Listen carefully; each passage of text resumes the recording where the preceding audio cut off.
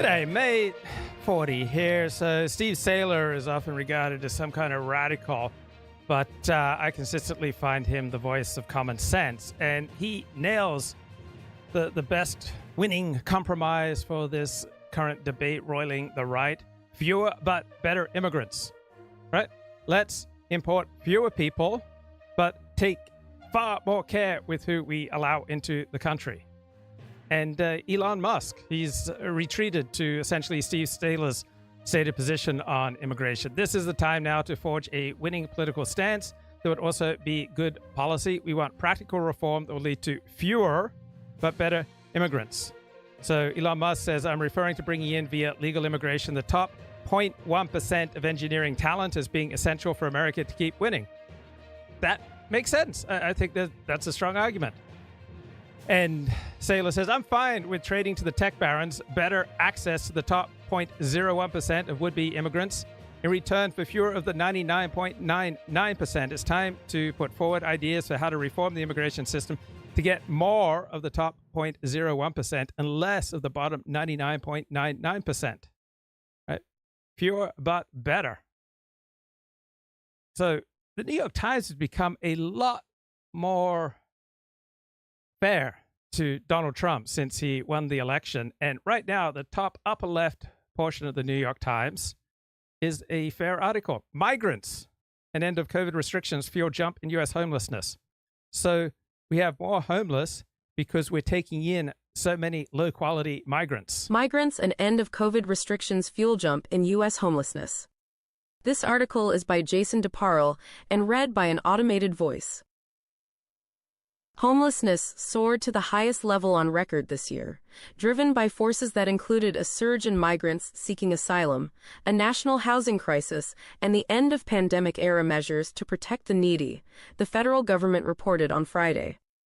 The number of people experiencing homelessness topped 770,000, an increase of more than 18% over last year, and the largest annual increase since the count began in 2007. Nearly every category of unhoused people grew, with the rise especially steep among children and people in families. The report, released by the Department of Housing and Urban Development, showed that homelessness had risen by a third in the past 2 years, after years of only modest fluctuations. The agency blamed factors such as our worsening national affordable housing crisis, inflation, and the end of certain aid programs from the pandemic. But federal officials on a call with reporters placed special emphasis on the rise in asylum-seeking migrants who overwhelmed the shelter systems where much of the increase occurred. The government does not track the migration. So good on the New York Times for giving this story a fair go. Unfortunately, much of the right-wing discourse is moronic. This MAGA Civil War on X between Musk and the far right over H-1B visas. Just because an idea comes from an American Indian doesn't mean it's a stupid idea. And you shouldn't be winning debate points by pointing out that someone's an Indian, therefore there's some essential quality about them that renders them incapable of offering us Washington Post wisdom. This news story was written by Pranshu Verma and Kat Zakarzewski. A MAGA civil war on X between Musk and the far right over H-1B visas. The online rift over the H-1B skilled worker visa program signifies a potential wedge between Trump's core base and his new Silicon Valley supporters. Far-right activists clashed online with billionaire Elon Musk and other supporters of President-elect Donald Trump over the need for a skilled worker immigration program that has long been a lifeblood for Silicon Valley, signifying a potential rift between Trump's core nationalist base and technology executives who have come to support him. The fight that spilled into public view over the holiday week could preview a wedge within Trump's coalition over how to execute immigration policy, an issue that animated Trump's White House campaign. So it's normal and natural to have some fears and concerns and some negative feelings about people who are different from you. But in today's multicultural, multiracial world, it usually does not serve you to give voice to those fears. You need to be more sophisticated and more careful the more hot button the issue. Right? Why self-destruct on this issue when you can make strong arguments without saying, oh, this guy's an Indian, therefore he's bad. The controversy spread across X after far-right activist Laura Loomer on Monday criticized Trump's choice to name Sriram Krishnan, a technology entrepreneur and investor who was Right. If this guy is the best guy available for the position, then Trump should choose him, whether or not he's originally from India and whether or not he once made a tweet favoring some increase in H-1B visas. born in India, as his senior policy advisor on artificial intelligence. She pointed to Krishnan's previous support for removing some caps on green cards and easing the ability of skilled foreign workers to come to the United States. The policy is in direct opposition to Trump's agenda, Loomer wrote. The critique sparked a broader debate about immigration in the tech industry, which relies heavily on a visa program that allows foreigners with technical skills to work in the United States for up to 6 years under H-1B non-immigrant status. It ran headlong into tension with some of Trump's closest advisors, notably Tesla and SpaceX CEO Musk, David Sachs, who will be the president-elect's AI and crypto czar, and Vivek Ramaswamy, who will co-lead a commission. So you win elections by taking over more of the center, the political center, than your opponent normally. And so to win elections, you have to develop coalitions, and there are tensions between the coalitions, but there are more and there are less effective ways to fight. And there's such an easy compromise here for this rift. So without going nuclear and without going hardcore racial in a way that most other people will just find disturbing or uncomfortable, just settle for an easy compromise. Fewer immigrants, but higher quality immigrants. Right? Most people can get behind that. To cut government spending. Normalcy doesn't cut it in a hyper-competitive global market for technical talent, Ramaswamy said. And if we pretend like it does, we'll have our AEs handed to us by China. The online fight sparked a slew of racist posts from Loomer and allegations of censorship. Now, in the aid of intellectual inquiry, just labeling something racist doesn't automatically disqualify it. So being obviously racial is usually a bad way to make arguments in the public square. But race animates people, right? Race may not be the number one source of identity for most people, but it's up there. We notice race. Infants notice race. We normally feel more in common and more at ease with people who are like us.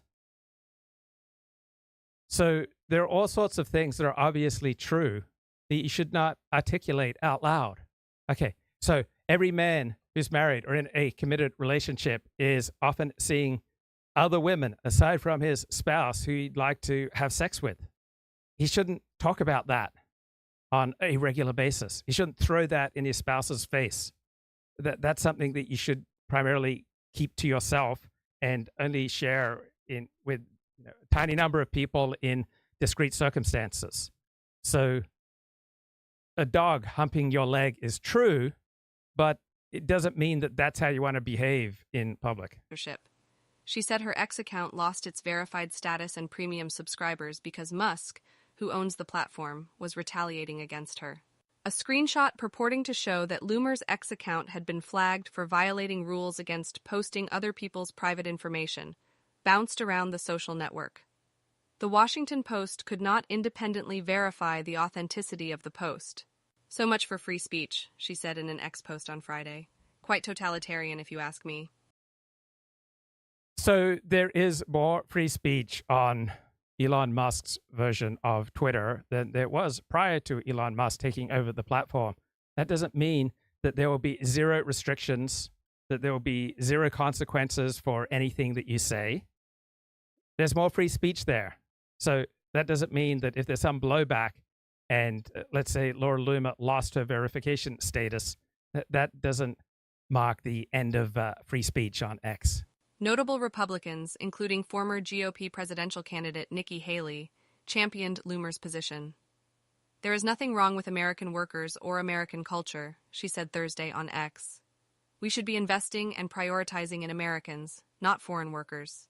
Musk, who once held an H-1B visa and has relied on the program to employ thousands of Tesla employees, said recruiting foreign workers is a crucial way technology companies recruit the best engineering talent to compete globally. The number of people who are super talented engineers and super motivated in the USA is far too low. Okay, let's spend a couple of minutes on the Dooovid question. So one of the smartest people in our chat is using the name Kemedov. And he is often very exact and very precise when he makes his points. So let's pull that up now. So here's his recent post. At the 1 hour 43-minute mark of yesterday's show, Ricardo Williams in the live chat says, Dooovid was the biggest star from the Luke Ford show. He's still going on Xstream and red-pilling Zoomers. Is Dooovid really red-pilling people? How many people do you think have changed their mind because of Dooovid? And there was another challenge in the chat that about will we see Dooovid on this show going forward? And I said, yeah, I'm sure we're going to see much more of Dooovid going forward in the future. As long as it is aligned with his best interests, I'm happy to do that. I don't want to play a part in facilitating somebody degrading the quality of their life and isolating themselves. So if Dooovid appearing on this show is not destroying the quality of his life, then I'm happy to have Dooovid appear on the show, because the quality of his life correlating with his appearances on this show is also going to correlate with the social impact of what he has to say. So, Kemedov's challenge. So, is it the only potential harm to Doovid's personal welfare that concerns you here? Yeah, primarily because that's a very useful shorthand for wider communal harm.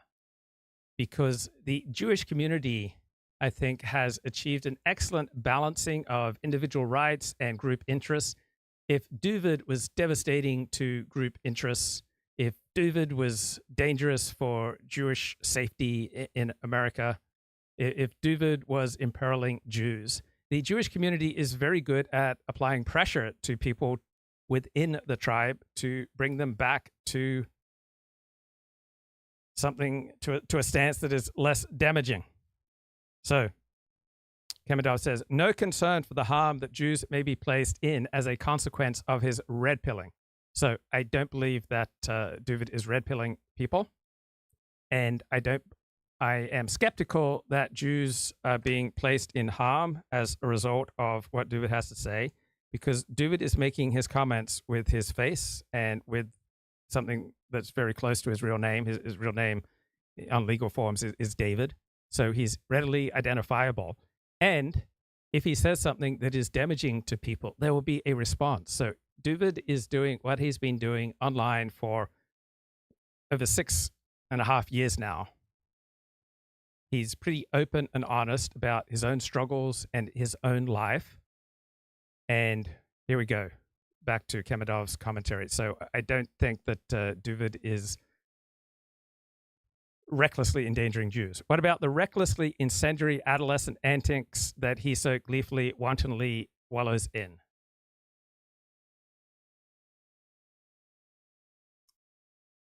I understand that concern, and I think that Dooovid benefits from accurate criticism just as much as anybody else, and I don't agree with many of the things that Dooovid says, but there are a lot of Jews saying recklessly incendiary and adolescent things online, and it's not endangering the safety of Jews. On lurid display in Doovid's recent dialogue with Stephen J. James, Doovid's attacks upon Jews in it were sufficiently over the top so as to result in Stephen distinguishing himself for defending Jews against them. I didn't listen to most of the stream, but I'm sufficiently aware of the Jewish community monitoring threats to Jewish safety. And if Doovid were indeed a significant threat to Jewish safety, then the community would be on top of it, and Dooovid would receive some encouragement to moderate some of the things that he says. So as long as someone stands and delivers with their real face and their real identity,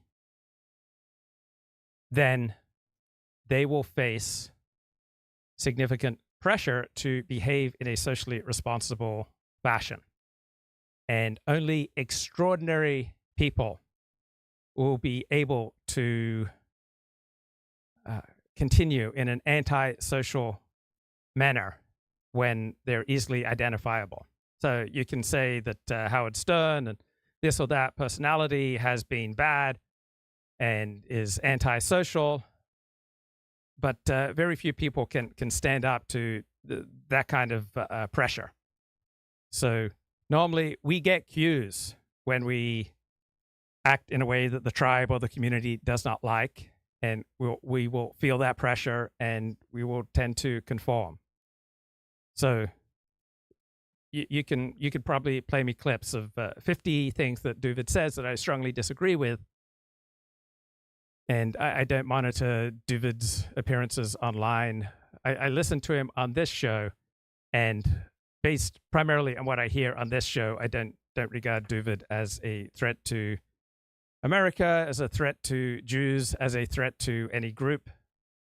As long as Dooovid does not self-destruct and destroy the quality of his life, that's going to correlate with a Dooovid who is not hurting other people as well. Right? If you are hurting other people, they are going to push back. They are going to retaliate. When you step on other people's toes, they retaliate. And so if you simply listen to the feedback that you get and you pay attention to the incentives before you, and you don't have some disabling addiction operating in your life, you will be strongly incentivized to behave in a way that does not damage your community. But good challenge, Kemadov. Appreciate the challenge and keep an open mind to the challenge. And so someone can say things that are unusual, and someone can say things that are completely against the Jewish consensus. So, for example, Dooovid is an anti-Zionist at a time when millions of Jews in Israel appear in peril. But is Doovid's anti-Zionism significantly increasing the peril that Jews face in Israel and outside of Israel? I don't believe so. Because as long as you show up with effectively your real name, your real face, most people will experience incentives that keep them on the straight and narrow. Here's another example of the New York Times giving Donald Trump and his policies a fair dinkum shake. Why the U.S. could come out ahead in a tariff war. This article is by S.W. Prasad and read by an automated voice. The world is bracing for Donald Trump's tariff. So S.W. Prasad, I assume he's Indian American, but I don't think that's particularly important for judging the quality of his ideas.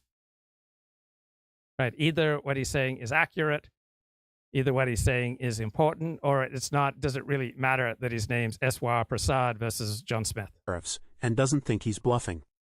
On my trips to Beijing in recent years, Chinese officials often seemed confident they could work with someone who was a businessman at heart. That confidence seems to be a thing of the past. Both U.S. political parties have turned antagonistic, and Mr. Trump seems in a far less conciliatory mood. He has vowed to add 10% to the tariff on imports from China and imposed 25% tariffs on imports from Canada and Mexico, the two largest U.S. trading partners. Perhaps it's because he has a stronger hand.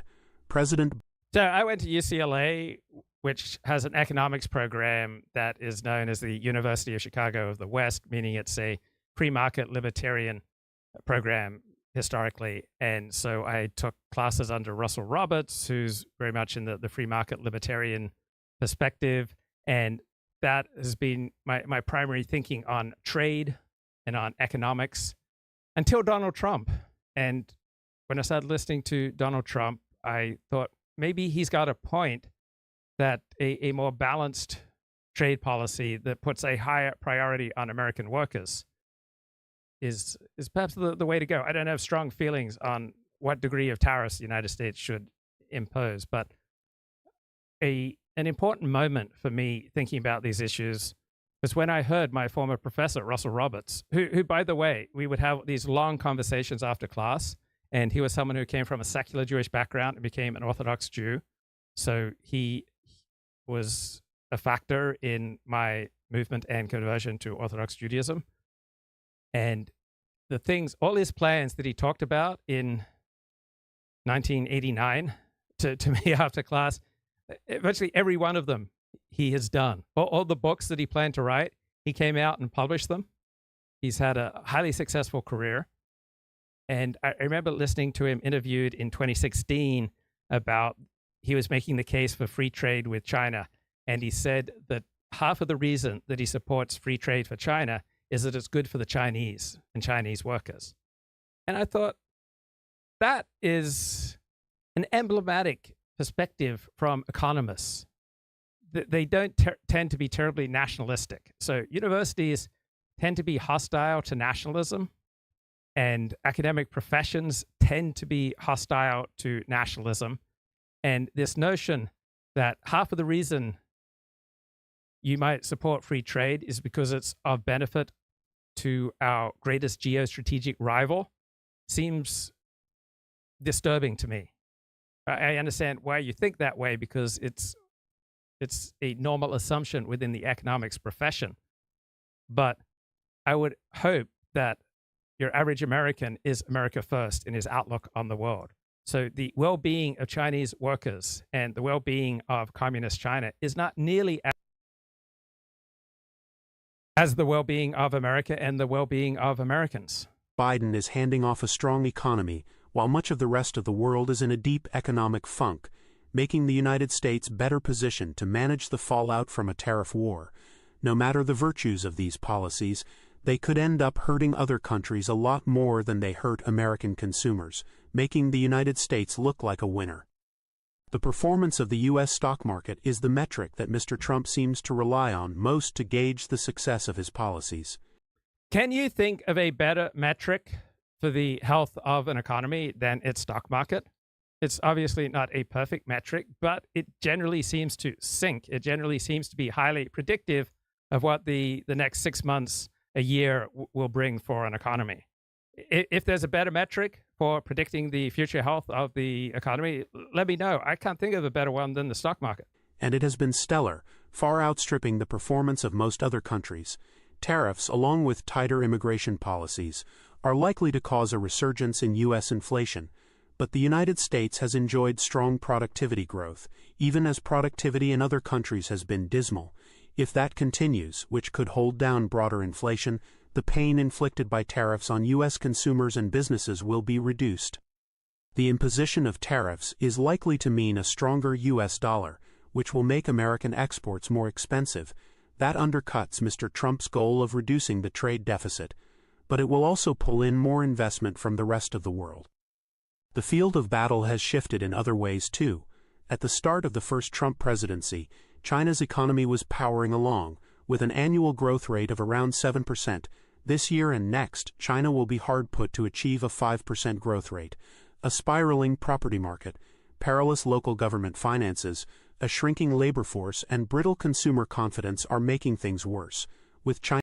So if you were watching this show back in 2018 to 2019, you would have noticed it was incredibly common to have people in the chat just proclaim with absolute certainty that China was going to overtake the United States and become the world's #1 superpower, that the U.S. was on a trajectory towards destruction, and that China was in an unbeatable ascendancy, and it just hasn't turned out that way. So the U.S. economy, vis-a-vis its rivals, is growing much faster. China is in significant peril. The United States is increasingly, as each year goes by, in a more dominant position with economic and military strength when compared to China, compared to Germany, compared to Japan, compared to Russia. So 24 years ago, the US economy and the European economy were approximately the same size. Now the American economy is 50% larger. And this particular op-ed in the New York Times is about the third that I've seen in the past 6 weeks, making the case for Donald Trump's tariff policies. So the New York Times is obviously a dominantly liberal publication, but it does seem to be going out of its way, along with much of the rest of the mainstream media, to give Donald Trump a fair shake and to open up its pages to people making the case that Donald Trump's on the right path. Chinese household spending weaker than that of households in other countries, China has become much more reliant on exports. Europe, a key trading partner of both the United States and China, is in even more dire straits. The two most populous countries in the Eurozone, Germany and France, are beleaguered by political instability and floundering economies. Elsewhere, Japan and Britain are mired in low growth. So Vivek Ramaswamy is going out there making the case for a large increase in immigration. And good response here by Michael Tracy. When he was nominally campaigning for president in all those small Iowa towns, did Vivek ever share his searing cultural critique with the locals about American mediocrity? I would love to have seen the reaction to him uprating rural townsfolk for unduly venerating the local high school football star. So Vivek wrote a post on X about how he was painfully cheated out of his rightful status as the most popular boy in high school in Ohio. Instead, other students venerated athleticism and other qualities over his excellence in math and science. Nobody seems afraid, notes Steve Saylor, of the strategic threat posed by the world's most populous country and the source of all those precious high five-figure salary H-1B coders and bookkeepers, India. Right, because India overall has an average IQ of approximately 80 or lower. So Indian Americans are high IQ and high achieving, but they're not representative of your median Indian worker. So Steve Saylor sums up Vivek Ramaswamy's heartfelt plea. America needs a culture where the spelling bee champ gets the hot, blonde girls.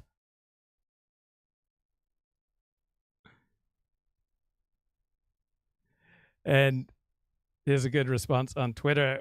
We need to increase someone from ancient Rome, we need to increase the number of German mercenaries if Rome wants to win and stay the most powerful civilization around.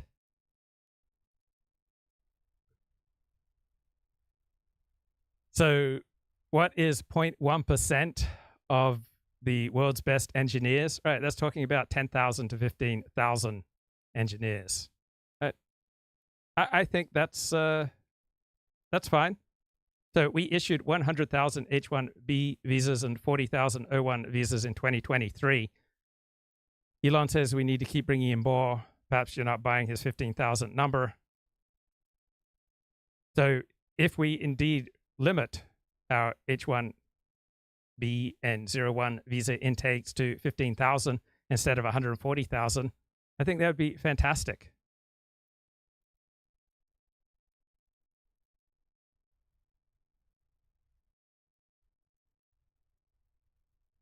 Excellent decoding of Blowhard Curtis Yarvin on the podcast Decoding the Gurus. Superior.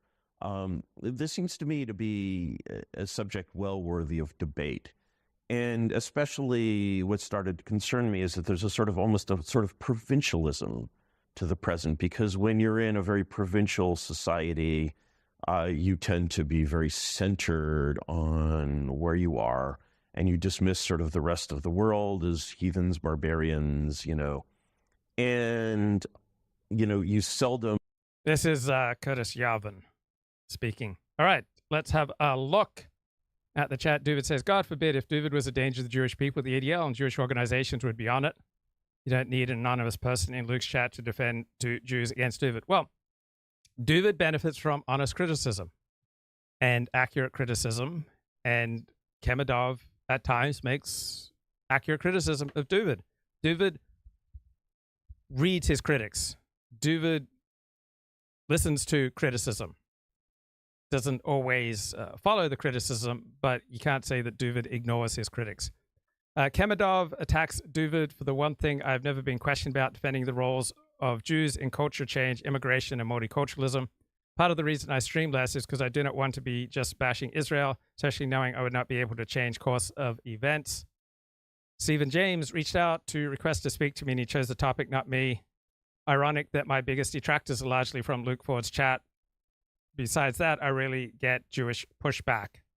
So very few of the people who follow me on social media are powerful Jews.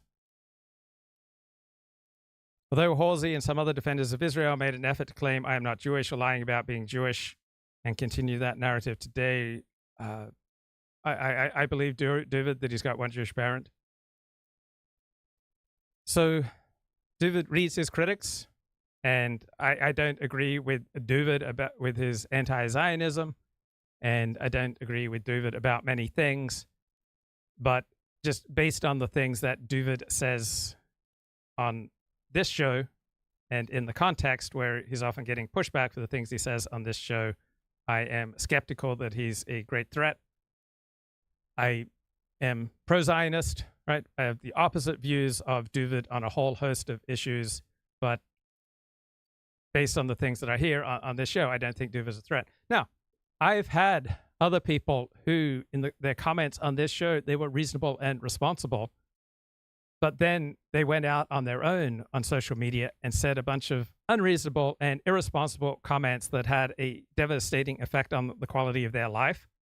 So it's entirely possible to be reasonable and responsible on this show and then go outside this show and self-destruct. But that Dooovid has been able to keep streaming under his real name for 6.5 years indicates that the organized Jewish community, which does a pretty good job at monitoring threats to its best interests and its well-being and its safety, I don't think that Dooovid is considered a threat. Does Dooovid make mistakes? Is Dooovid wrong about things? Does Dooovid benefit from accurate criticism? Does Dooovid benefit from being challenged? Yes. In this sort of provincial context, you basically seldom sort of flip the script and say, what would they think of us? Yeah, I mean, so I guess one version of that is, like you said, that sort of relativism, which is to invite people to say. So here's my favorite Dooovid. So Dooovid, like myself, has many sides and has good days and bad days.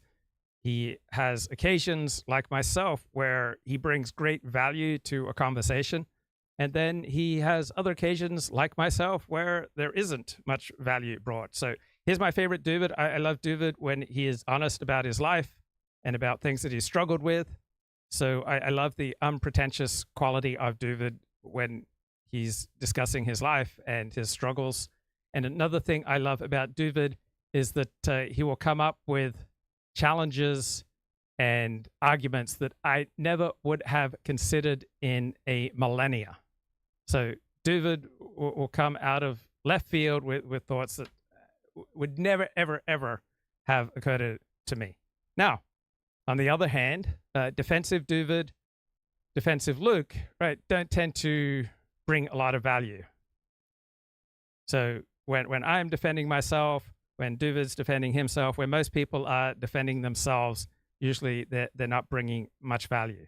But when we're honest and open about things that we struggle with, when we say, oh, I think I was wrong there, I now disagree with something I said on that occasion, I now realize that what I said was a mistake in that particular context, that I acted wrongly. When people are willing to bare their soul and take accountability and recognize that they make mistakes, right? That's good Dooovid, that's good Luke. I like that type of openness. Hey, just remember that we live at a particular point in time in a particular civilization, and not everyone who has lived thought the same way we do.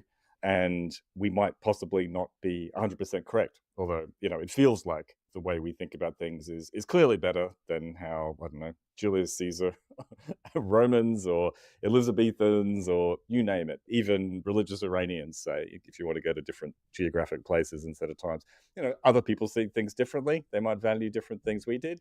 It's good to think about that, perhaps. That seems fine as far as it goes. But yeah, like you said, there's the kind of relativism there, which is just because, I don't know, Elizabeth I would have probably very much disapproved of many things about modern culture. She certainly wouldn't have approved of atheism, that's for sure. Doesn't necessarily mean we're wrong, does it? No. So sometimes people complain to me that Dooovid repeats his points on the show, and that's on me, right? It's up to me to not allow guests to repeat themselves. And it's on you if you allow people to go on and on. So the typical way that men speak is that we end up repeating ourselves till the other party interrupts us. And women in general seem to be more reluctant to interrupt than blokes. But usually a bloke will just burst in and interrupt another bloke when the bloke starts repeating himself. So it's on the host and it's on us as individuals to do a favor for other people and not allow them to become repetitious. Oh, no. And, this is echoing arguments that are well trodden in historical analysis, right? Or in anthropology, for that matter, about recognizing your own ethnocentric and presentist projections and that kind of thing. And I think it's the presentation of these kind of ideas that lends like an air of intellectual depth. I've tried to read Mencius Moldbug, aka Curtis Yarvin, and it was just so ponderous. It took so much effort that I just never found value there. And then when I listened to him, I just found him incredibly unimpressive. He just reminds me of Eric Weinstein and Brett Weinstein and a pretentious, preening blowhard who doesn't know very much about what he's talking about. He has read widely. I give him credit for that. But the value ratio to noise is incredibly low. It's so rare that I feel like I'm getting any kind of insight from listening to Curtis Yarvin. To what is going to follow, right? And what's important about this is that it is a really poor indicator of the intellectual quality of the right that regards Curtis Yarvin as some major thinker. Right? That's an indictment of anyone who believes that. And let me just jump to why he wants to make this kind of thought experiment, right? So at this point, he is talking about why he's not a Nazi.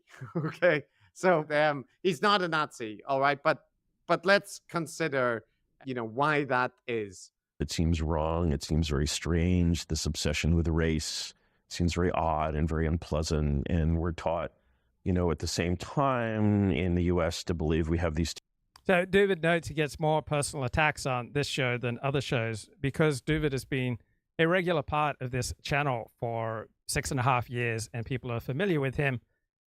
And so they feel like they have a read on him and they know him much better than I would assume on other channels where he has not been a regular, so he's an unknown quality, and so people are less prepared to criticize his person.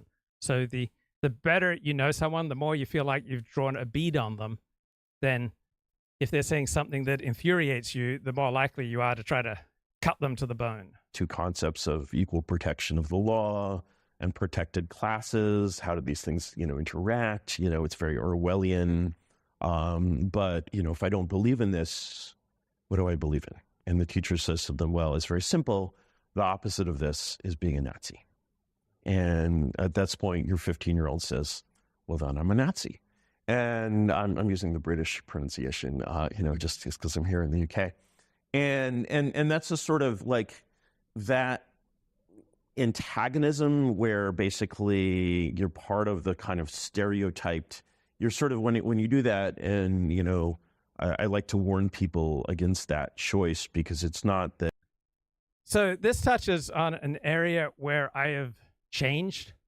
So it used to be, I thought, in debate, the only logical and honorable grounds for a debate are on matters of fact and on matters of logic, and I still hold that.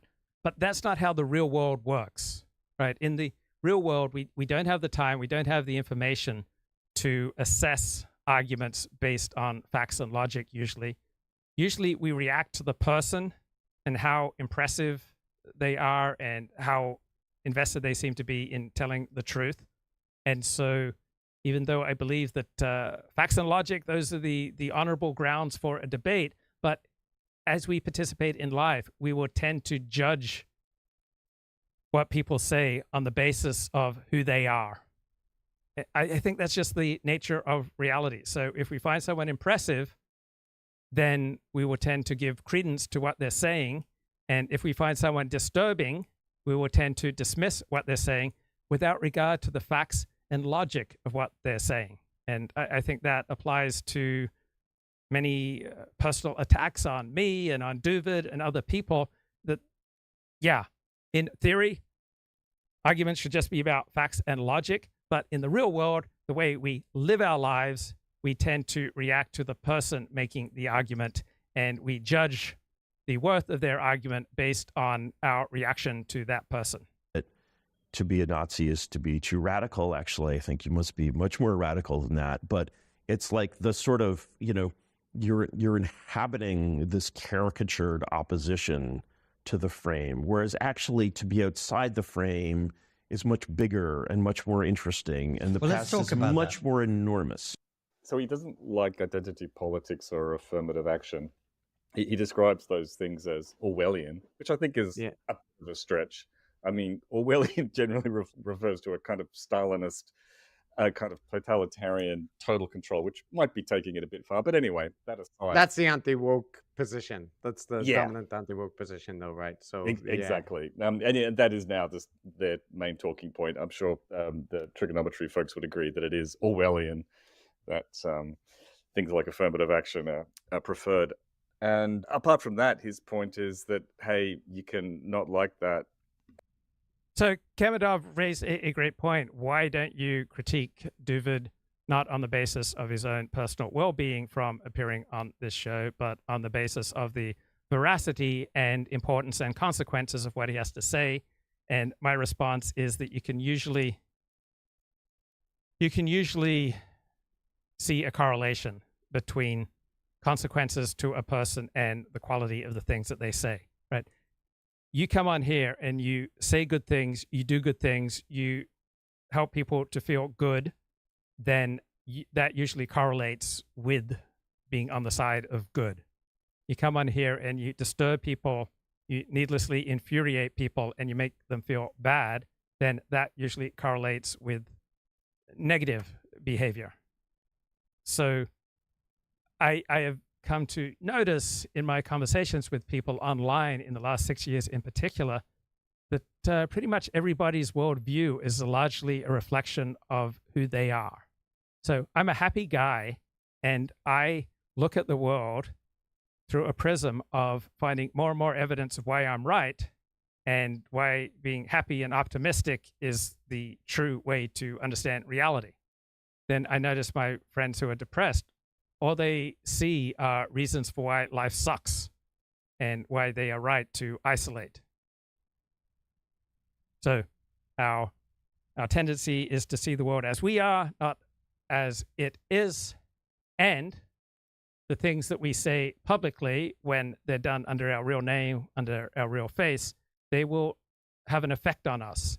And that is a imperfect but pretty damn good way to assess somebody's impact, right? If you are becoming more isolated from coming on this show, then there are things that you are saying that are contributing to your isolation. There is a flaw in your worldview that is contributing to your isolation, because being isolated is maladaptive.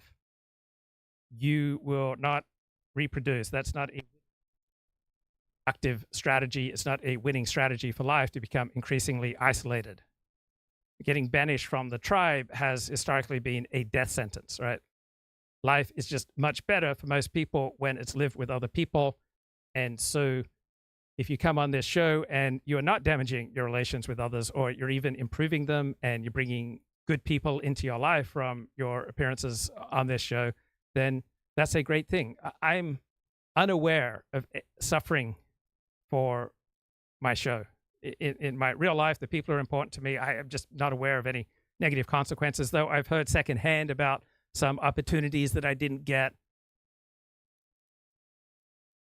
And I appreciate some of the people that I meet from this show. It expands my world in some positive ways. At the same time, I recognize that it has reduced some opportunities and reduced my world in other ways. But how do your appearances affect the quality of your life is a damn good judge of the quality of what you're saying. Yes, it is theoretically possible you can come on this show, say antisocial, destructive, and false things, and the quality of your life improves. I just don't think that happens very much. Right? If you come on this show and you overwhelmingly disturb people and reduce their level of happiness, that's going to have a very negative effect on your own happiness. And it will usually correlate with being misaligned with reality and being on a self-destructive streak. So people who are self-destructive are usually destructive to you and to the people around them.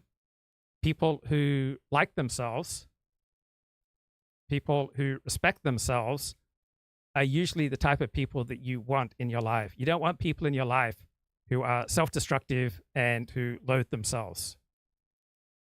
It has become particularly important to me over the last 10 years to increase the level of respect that I have for me. And I think if you've been a regular viewer of my show, so wherever you think I was at in 2018, I think most people would say 40 has a little bit more respect for himself now than in 2018. Yeah, he was more entertaining in 2018. He put on much more of a spectacle, but overall, he seems to be more rooted in reality and to have increased his level of self-respect to a discernible degree.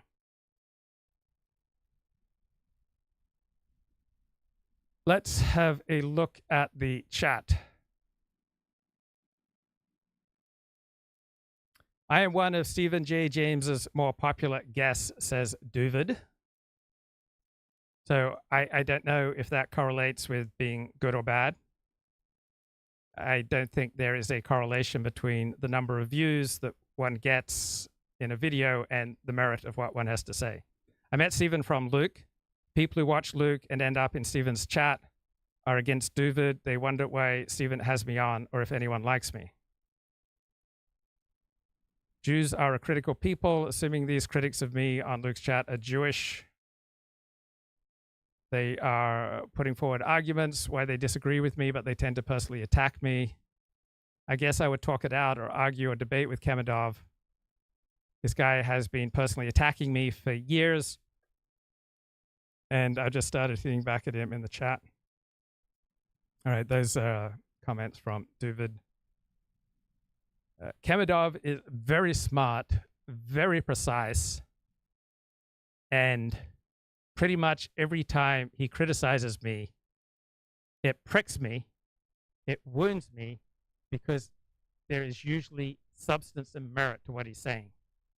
Right? If he was just saying stupid things, then it wouldn't bother me. So if Kemedov said, 40, you're a moron, that would have no effect on me. But if Kemedov says, 40, you are misrepresenting Judaism, that's a very serious challenge to me, because Kemedov does not say a whole bunch of bollocks. Right? I may disagree with him here and there, but he's a man of great substance. And sure, he's wrong sometimes, but his critiques are worth taking seriously. But you obviously should not allow anybody's critiques to be absorbed by you as automatically 100% correct. And if you have some self-respect and you have some ability to stand on your own 2 feet, you can hear the critique, think through the critique, and decide how much of it has value and how much of it is wrong, and how much of it do you just need to wait and pause on and think about and allow time to go by, and just be open to the wisdom there. And then how much of it is just a personality clash. So if we all met up at a bar, I'm pretty sure that Kemedov would not be hitting it off with most members of the chat, of my chat at a bar, because most members of my chat usually tend to be people who are heavy in irony and sarcasm, and Kemedov and Dooovid tend not to be people who appreciate irony and sarcasm.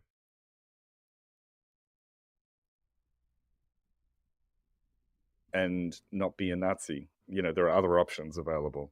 Well, yeah, but the way he frames it is if the mainstream is telling you like it's affirmative action and it's DEI and all this, that, this is going to naturally incur the rebellion of people who want to think outside the box. And then, I had a friend who said to me the other day, I don't mind Indians in small doses.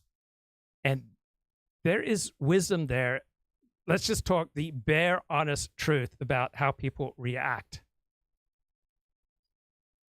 Sometimes the intensity of an outgroup and sheer numbers will become increasingly disturbing, while low intensity and low numbers will not be disturbing.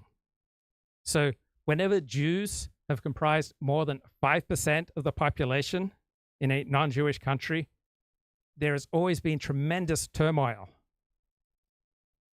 On the other hand, countries with a much lower percentage of Jews, right, have often not had that turmoil. So too with Muslims. When Muslims achieve more than 5% of a non-Muslim country's overall population, it is almost always accompanied by tremendous turmoil that is simply not there when Muslims are only 1% of the population. And this has nothing to do with whether or not Muslims or Jews or blacks or gays or Chinese or Christians are great people or bad people. It's just that there is a natural human tendency to have some negative feelings towards outgroups, aka strangers, and these negative feelings can dramatically escalate when the intensity, influence, and numbers of an outgroup dramatically escalate. when you say, what if you don't believe in all that kind of thing's good? Then the only option is you're a Nazi. And then he's like, but if you become a Nazi, that is just playing into that predictable binary. And we need to be more edgier than Nazis. There's a more interesting, more edgy take than being a Nazi, because everybody expects you to be a Nazi. So that's boring, right? And that's a very stupid, it's a stupid reason not to be a Nazi. It's also a stupid view about why people would be drawn towards Nazism. Like, it's perfectly possible to be annoyed with the excesses of social justice without becoming a Nazi, right? Yeah, I'm sure there's many. So why would Curtis Yarvin say such bizarre things? Because he understands that his audience is looking for edgy material. That they're looking for something that flirts with or interacts with the forbidden. That's exciting. Right? He is playing to an audience who are prone to conspiracies and who get a tremendous thrill out of what is forbidden. They're not usually people who are grounded in reality and have successful lives and careers and looking to make the country around them just a little bit better. Right? He is playing to people who want to engage in cosplay, who want to effectively put on uniforms, put on costumes, and indulge themselves in great flights of fancy where they flirt with the forbidden. People listening who have, who might have ambivalent feelings or even negative feelings about affirmative action or, what's called identity politics, without feeling any temptation to become a Nazi. So, yeah. Yeah. So, and he says, and Dooovid has a comment here in the chat. Tough to know anything about Kemidov. No, it's not tough to know anything about him because your word shows who you are. Kemidov's comment shows who he is. It's not tough to know who he is. His words reveal him to be someone who spent most of his life in traditional Judaism in the Northeast. And in his own way, he's a dissident. Or he is somewhat on the margins of the community. Or he would be practiced kind of the church. You read someone's comment, you will very quickly get an accurate picture of it. Just as when I start talking to someone on the phone, in a few seconds with some voice, I can get a pretty strong read on someone, or just looking at someone's face. Doctors now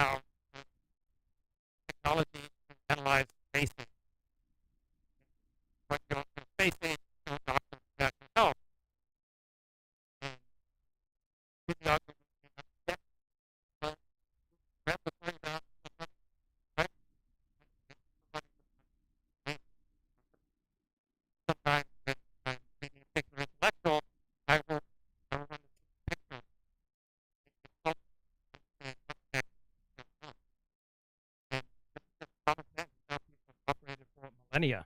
We read people in part through their physiognomy and through their face, and someone's face is obviously a key to their character.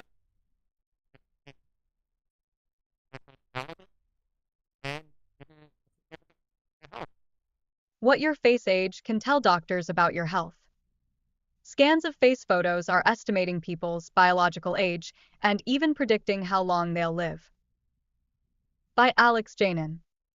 December 26, 2024. 9 p.m. Eastern Time. Cancer doctor Raymond Mack had a hunch that an elderly patient was healthy enough to withstand aggressive treatment. A photo of the man's face helped affirm his intuition. Mack ran the photo through a face age test, which showed that the 90-year-old man's health was more similar to someone in their late 60s.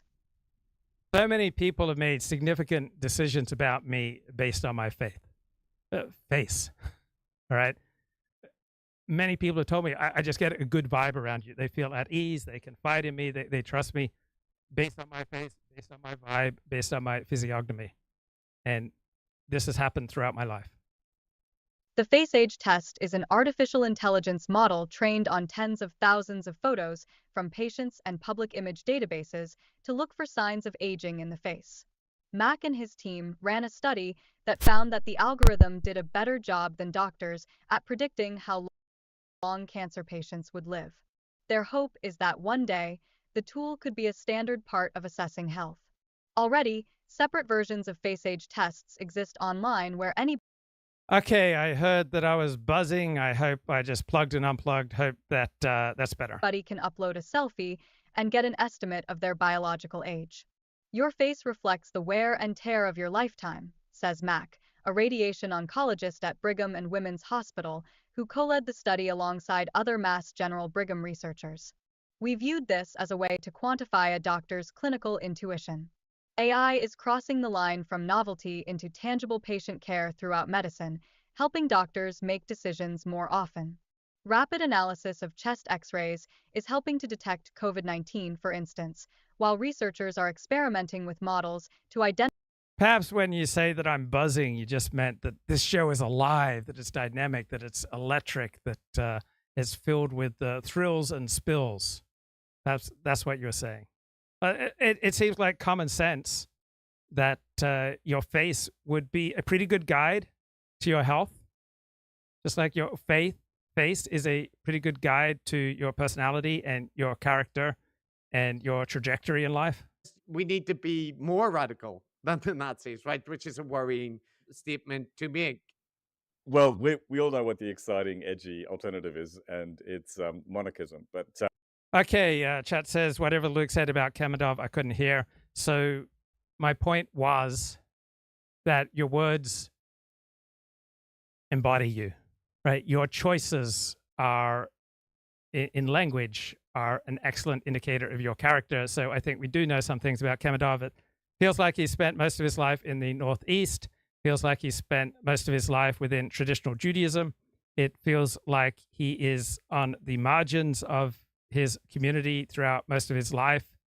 That's why he feels at home in a marginalized dissident show like this. And he certainly seems to be much more at ease in traditional Orthodox Judaism as opposed to Hasidic Judaism, as opposed to modern Orthodoxy. So my argument is you can get a very good read on someone simply based on their comments in the chat.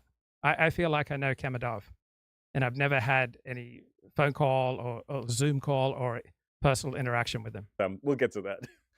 Yeah, maybe people are going to be surprised that that's what it is. But so the trigonometry people point this out. Let's talk about that. So I want to give you an opportunity to also clarify what you said, being more radical than a Nazi. What are you talking about?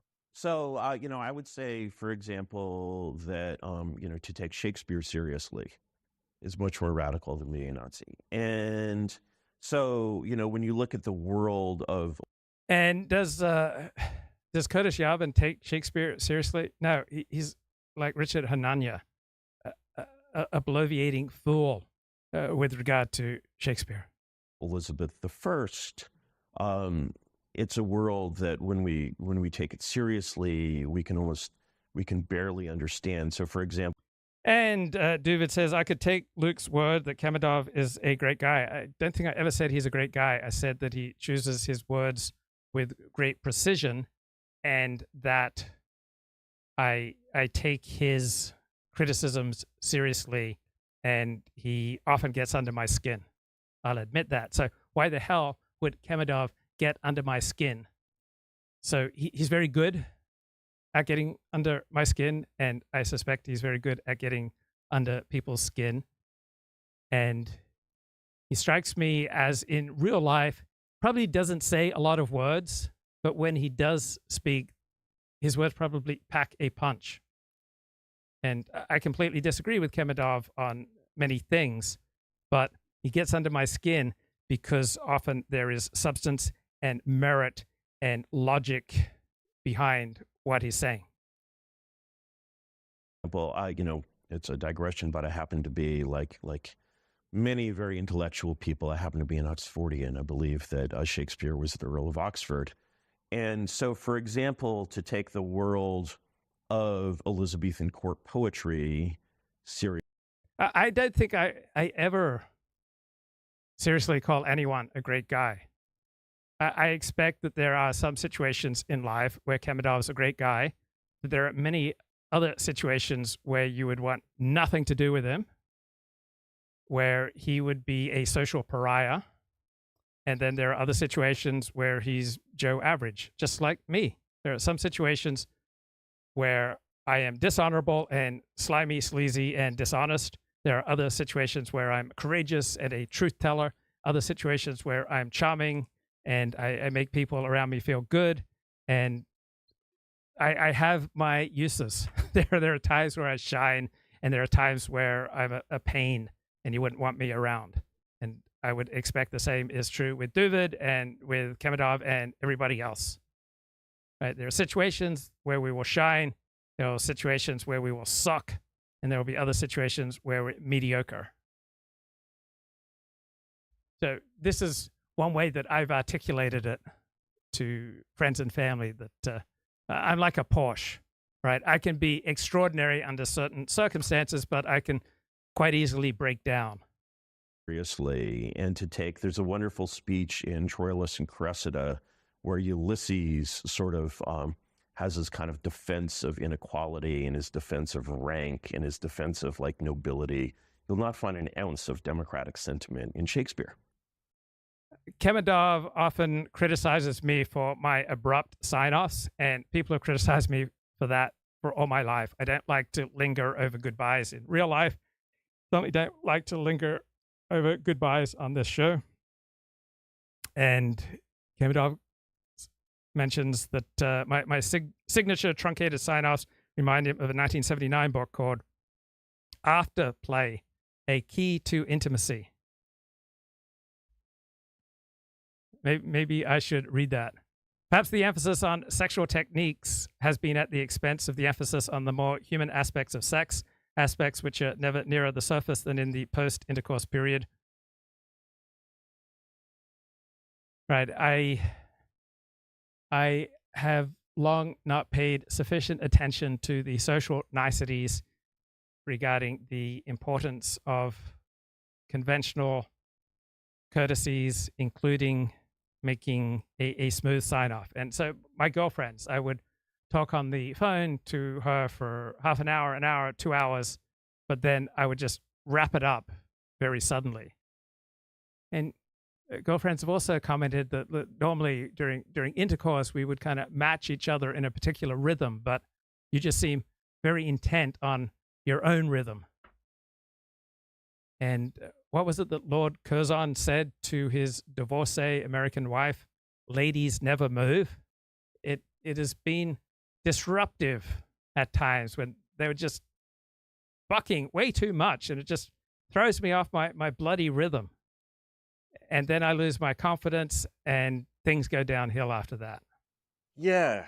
So following along there, it's much more edgy and much more interesting not to be like a boring old reactionary neo-Nazi, but rather to take like Elizabethan mores and mores and political thinking and like the drama of the period Like, let's remember that Shakespeare is not so much a political writer as a dramatist writing plays for the entertainment of people. We should take that extremely seriously. So the kind of, I suppose he's referring to, Chris, what do you think? He's referring to the romance that's involved in Shakespearean plays, the sort of like the interest in character and drama and No, prestige, no. social status. Right, when people are citing Shakespeare and Aristotle and other great thinkers, but their citation doesn't bring value to the conversation, then it's just performative showing off. It's just cringe. And that's what Curtis Yarvin does. What? No, well, I mean, yes, but basically he's talking about, the pandering to monarchy and divine rule and all that kind of anti-democratic sentiments. Like basically taking. I've never seen much evidence how an all-powerful monarch would make our lives better. I think there are very few countries in the world today where an all-powerful monarch would make their lives better. It just seems to be a pathetic, extreme plea for attention. It's a way to distinguish yourself. And I try to distinguish myself, but I try to distinguish myself, I hope, and bring value. Seeking attention and distinguishing yourself by making the case for an all-powerful monarchy does not strike me as a way of bringing value. What about the Tempest? What about the Tempest? The Tempest involves a wizard. Or King Lear. King Lear. Well, I guess you could take those kind of things, right? Because you could say, well, but look, King Lear was about the order being upset by these grasping daughters. You could do a Jordan Peterson fine reading of Shakespeare and develop a political philosophy around it, I'm sure. But you know what it reminds me of, Matt? The Mighty Boosh, the comedy series in UK? Yeah, so they did this episode, and they had taking retro to its logical conclusion. And they were, instead of doing like 80s retro or 70s, they were doing like Tudor music with big lyres and, like dressed like peasants from the medieval, and retro to its logical conclusion. Calm down. We have to be logical here, okay? If it's the past that's in, maybe I should step up, huh? What if we were to look further back into the past than anyone has looked before?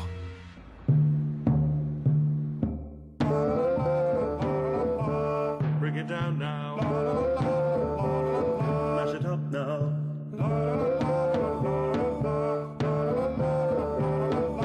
We are looking backwards. We are running backwards, running through time into the past, taking retro to its logical conclusion. So my favorite humor is English, but I would be very hard-pressed to describe how English humor is different from other humor. I just love it. So in English life and Australian life, humor has its place throughout life. While in America, there's much more. There's a time for humor, and then it's inappropriate to have humor in other vast segments of life. So in Australian and English culture, humor plays a role in a much wider swath of life than in the United States. So there's lowbrow English humor, there's highbrow English humor, there's Benny Hill to Monty Python. I just think the English are just particularly gifted humorists. But doggone it, I wish I could make the argument for precisely how English humor is different from other types of humor. If you have the answer, right, if you have links, please let me know. This is it. This is taking political hipsterism to its conservatism.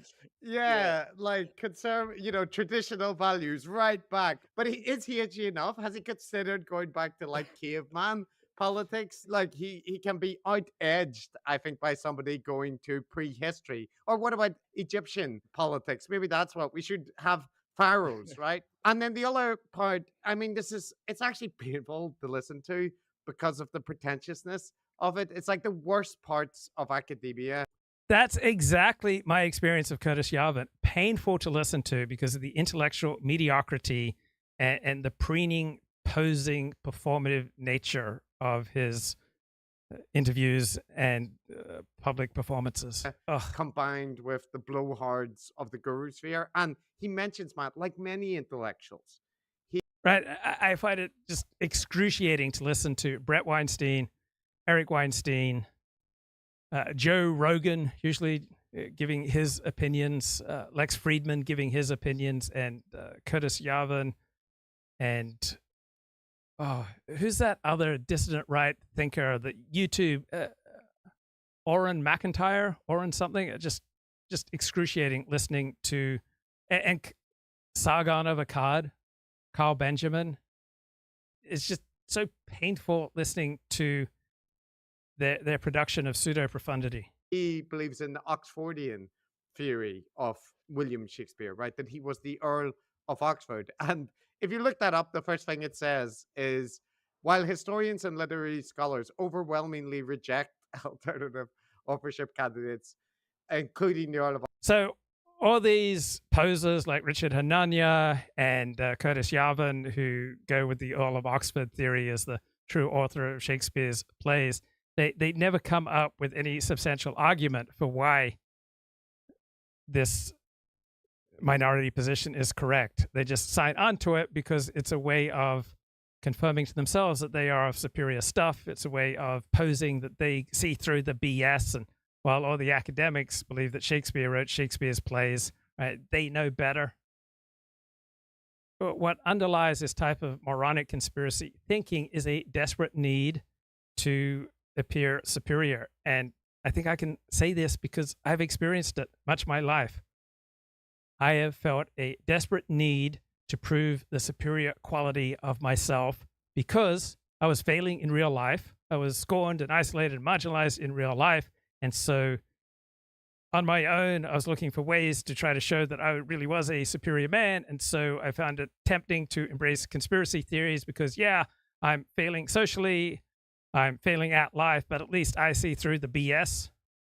That's the temptation of conspiracy theories. So when you're talking about the Curtis Yarvins, the Richard Hananias, the Carl Benjamin, Sargon of Akkads of the world, the desire, the desperate need to show themselves to be superior men, and then embracing loony conspiracy theories to show how they see through the BS, it's quite transparent to me based on my own life experience. Oxford. Public interest in the Oxfordian theory continues. So this is the thing. He's often presenting it as, oh, I have this devious, delicious theory, which you probably haven't heard of it. But actually, it's the bog standard conspiracist just dressed up. So like that, there are alternative identity theories about who Shakespeare was. Yes, that's fairly common. It's like saying, you know, I believe we didn't land on the moon, and I have very good reasons for it. Many intellectuals have entertained that thought.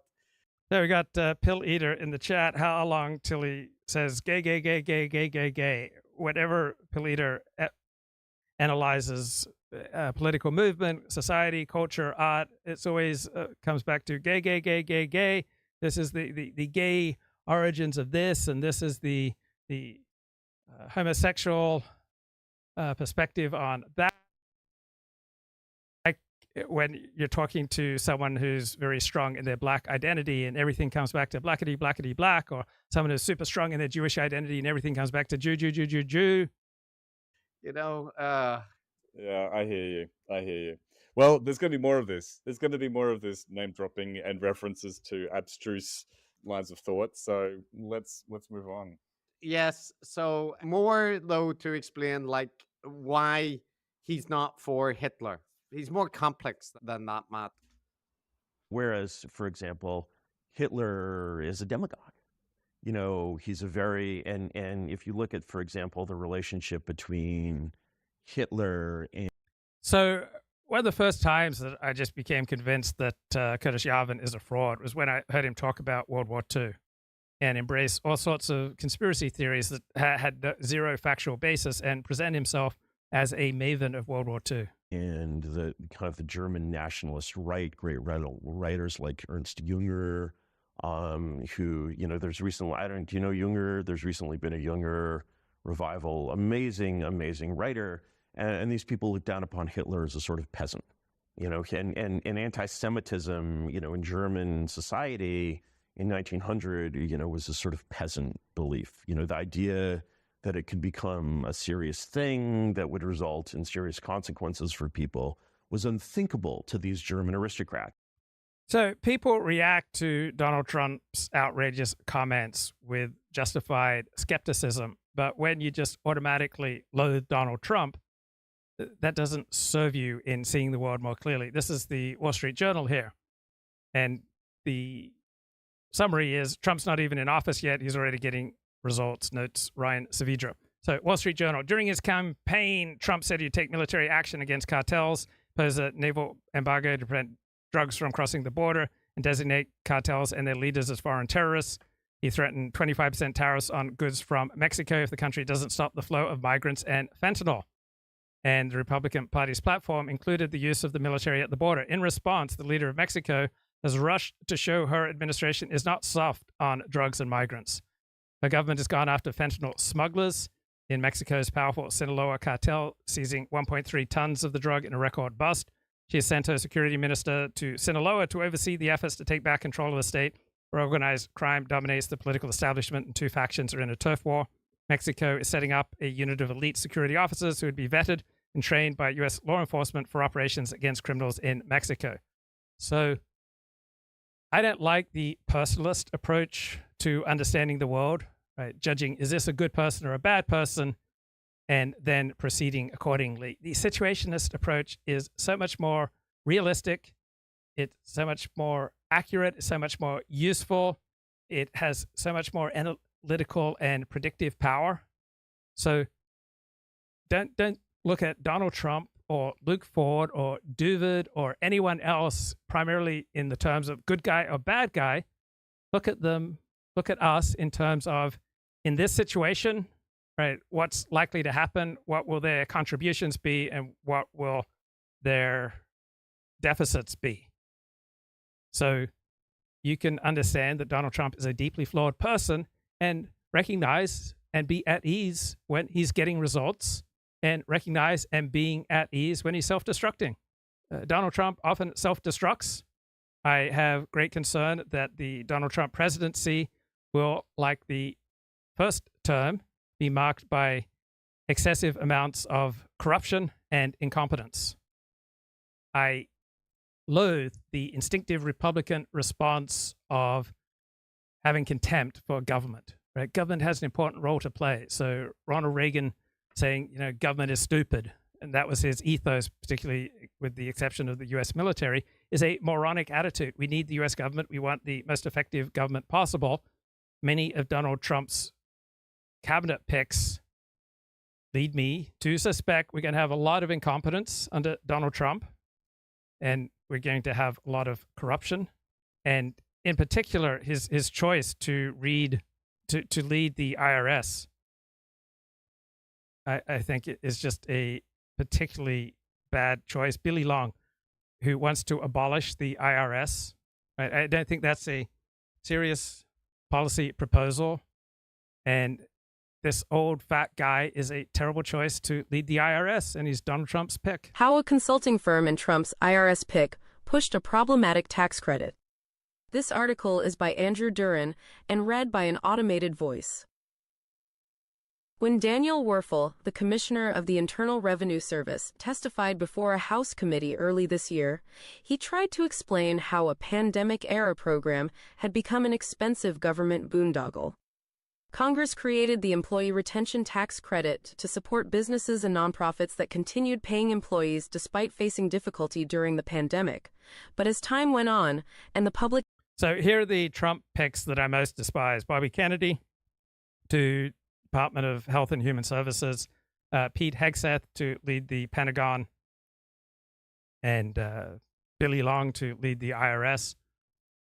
I'm sure I can come up with other picks that I despise. I mean, why on earth would Linda McMahon be chosen to lead the Education Department?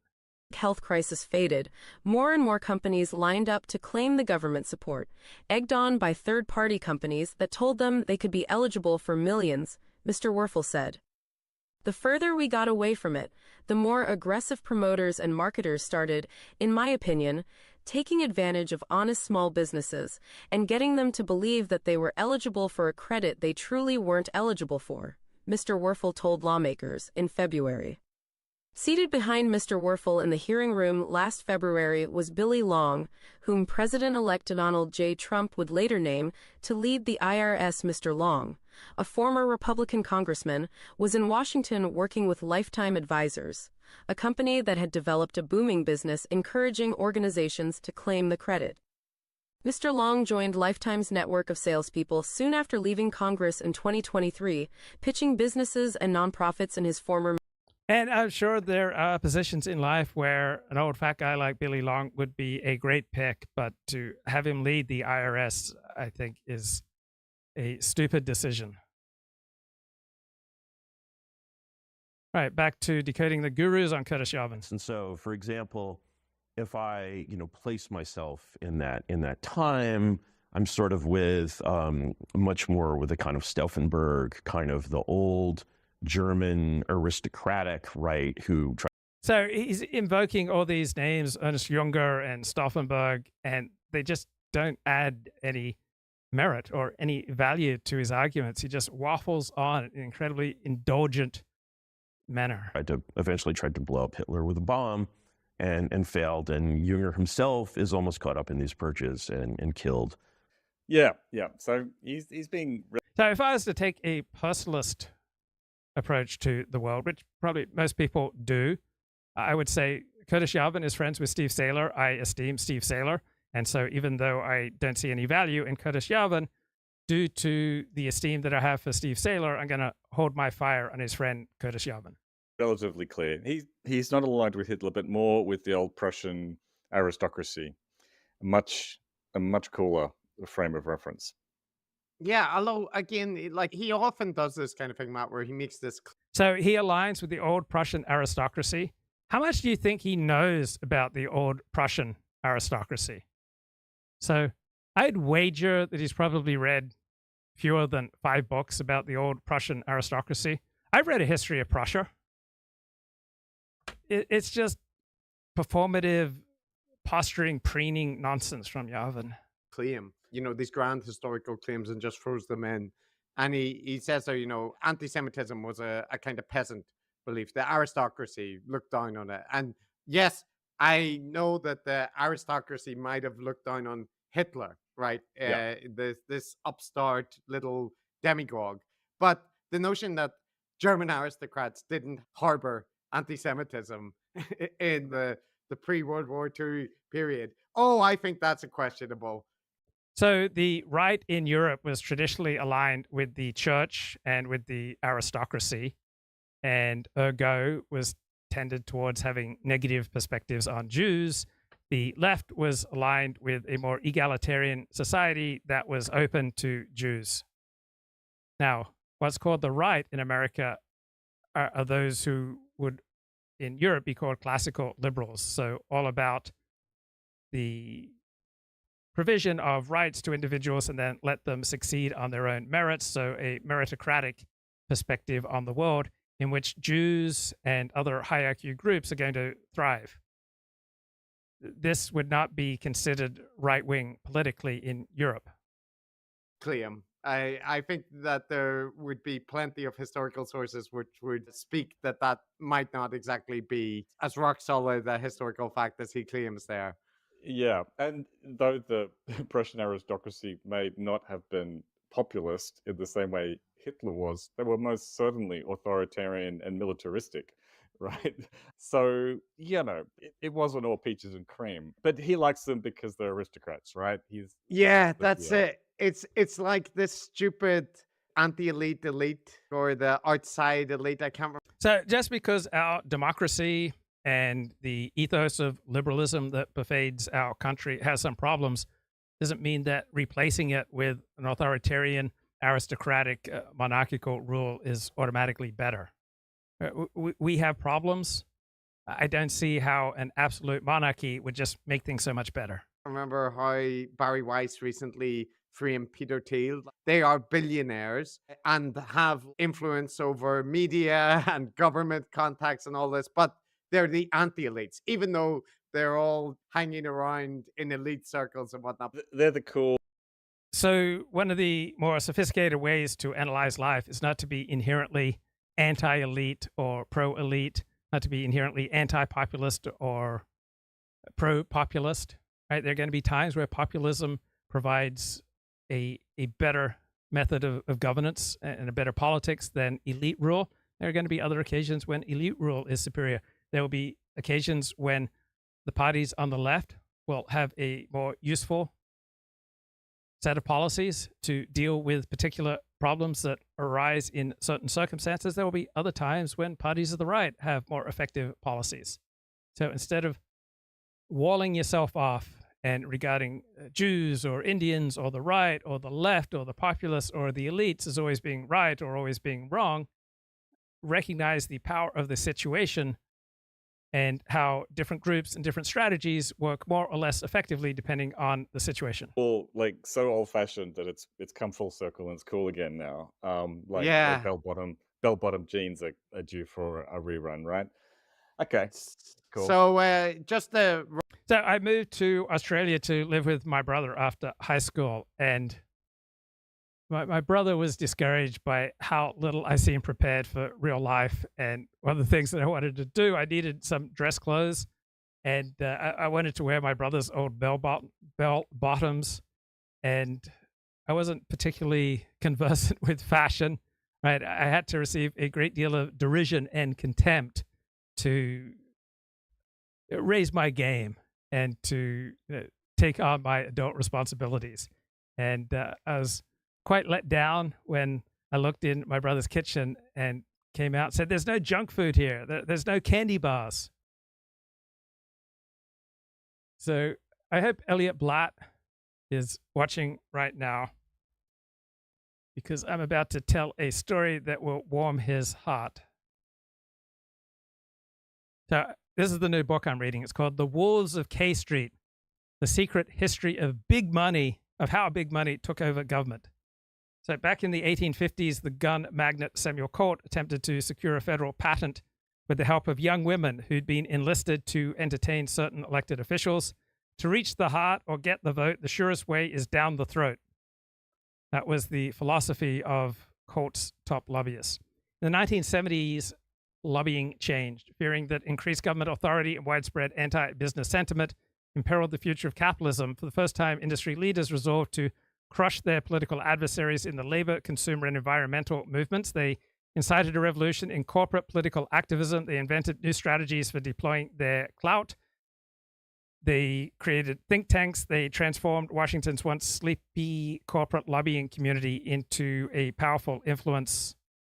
So, lobbying, not automatically good or bad. If we had a unitary system or a parliamentary system, lobbies would have much less influence. But the way that America's political system was developed, right, it created room for lobbies to exercise enormous influence, whether it's a pro-Israel lobby or a pro-gun lobby or a pro-old people lobby. So by 2012, for every $1 spent by consumer groups or environmental activists to influence federal policy, corporations and their allies were spending $86. So since about 1980, right, our economic elites and groups representing business have had a huge impact on U.S. government policy, while mass-based interest groups and average citizens have had very little influence. It's not absurd that, by and large, Trump voters feel like America's institutions are not working for them, and a significant reason that our institutions are not working for the average bloke is that corporate power and corporate money has shifted government policy and government regulation away from benefiting the average bloke and instead favoring big business. So the major regulatory laws that have passed, such as 2010 Dodd-Frank Wall Street Reform and Consumer Protection and Barack Obama's National Healthcare Bill, have not been fundamental overhauls of broken industries, but have been legislative compromises drafted in large part by business lobbyists.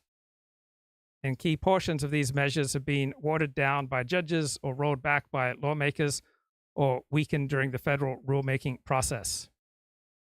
So corporate lobbyists haven't just kneecapped reform, they've used their clout to bend the trajectory of federal policy in a pro-business and often anti-consumer direction.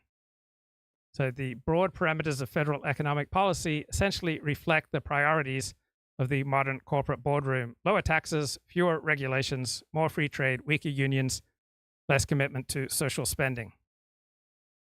So Washington's pro-business policy consensus has laid the groundwork for a period of astonishing wealth creation, but it's also unleashed economic disruption and social discord. Millions of blue-collar workers who don't fit into the new paradigm of high-skilled labor and globalized trade have been left behind. We've got entire regions of the country with high unemployment, low social mobility, and endemic despair.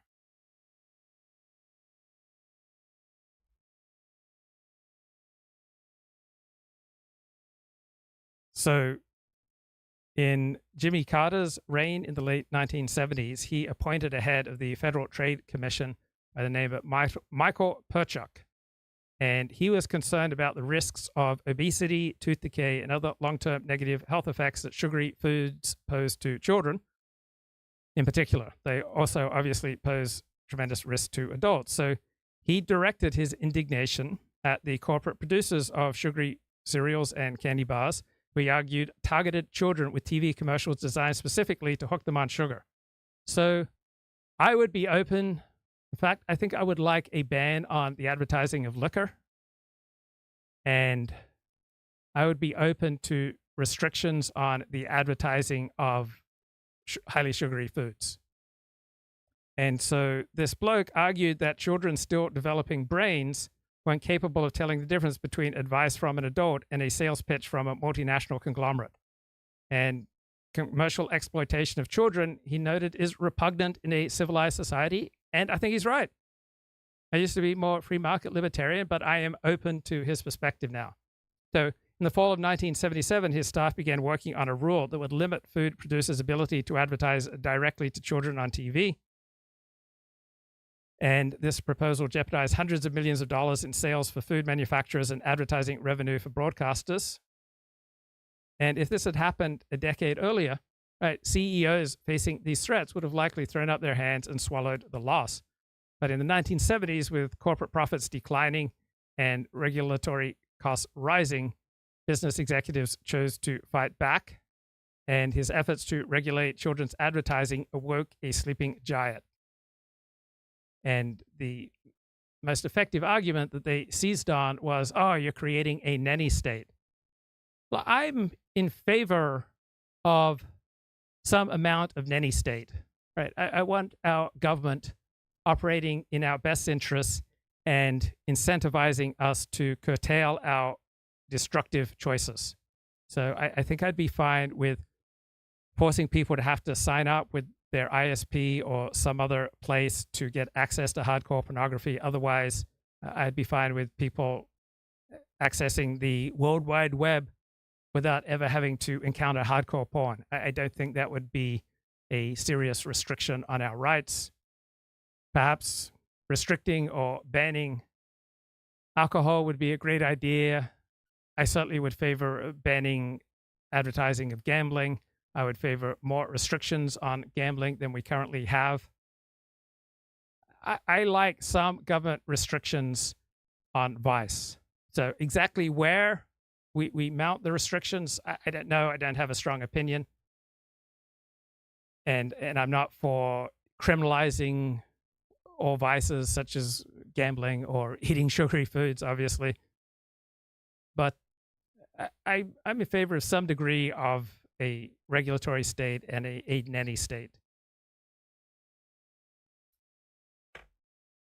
Right, back to Decoding the Gurus on Curtis Yarvin. Round off this point. Well, I mean, it's going to come back because this is essentially it. This is the depth of his thought. That's it, right? Like, we can pack up shop here because that is it. This is just what he's going to explain is like he likes anti-democratic monarchy things because he thinks they're better. And I am sure that there are strong anti-democratic arguments and critiques. And when they're true, when they're powerful, let's talk about them. I don't think that democratic liberalism is inevitably the best form of government in all situations. It's just that Curtis Yarvin doesn't make a strong case for himself and for his veneration of absolute monarchy. Like, he has various ways that he wants to make this sound deeper than it is, but that's it. That's it. And it's because it's edgy. It's more edgy than being an open Nazi. So, right. Why does he want to be edgy? It's just a pathetic plea for attention without having the substance to justify why people should pay you attention. Right? I like attention at times, and so I strive to provide some substance to justify attention. And right now, I have the intoxicating situation of 12 live viewers on YouTube. So here's him explaining why this is like actually a more intellectual, edgy idea to be like pro-Elizabethan than like a neo-Nazi. Basically, once you say, going back to my example of the 15-year-old kid, to say, okay, I'm not woke, I'm post. And Glib Medley says, Pill Eater, can we bring back Orientals to distinguish the good Asians? So it always struck me that Pill Eater had a worldview that was much more grounded in sodomy and the gay perspective than in the Asian thing. Woke, whatever. You know, what does that mean? You know, this word woke dates to 2012 as though we invented these ideas in 2012, which is absolute nonsense. They were being taught in American universities in the 70s. They were actually, you know, go back solidly to the 30s. And, you know, so to say that I'm not this, you know, once you say that. You'll be surprised to learn that Laura Loomer is outraged. And she is responding to a comment by someone named Ash Aurora. For all your hate against Indians, Laura, you're literally relying on an app built by an Indian. Laura responds, why should my ability to have a voice be dependent on the feelings of immigrants? Reality is that there are many immigrants in America, and if you unnecessarily hurt and infuriate and offend them, they will find ways of retaliating. So Laura Loomer is outraged at the nature of reality. She says, this is the problem at the root of the free speech and immigration debate. Immigrants weaponize tech as a way to control the flow of conversation and quell our dissent against big tech.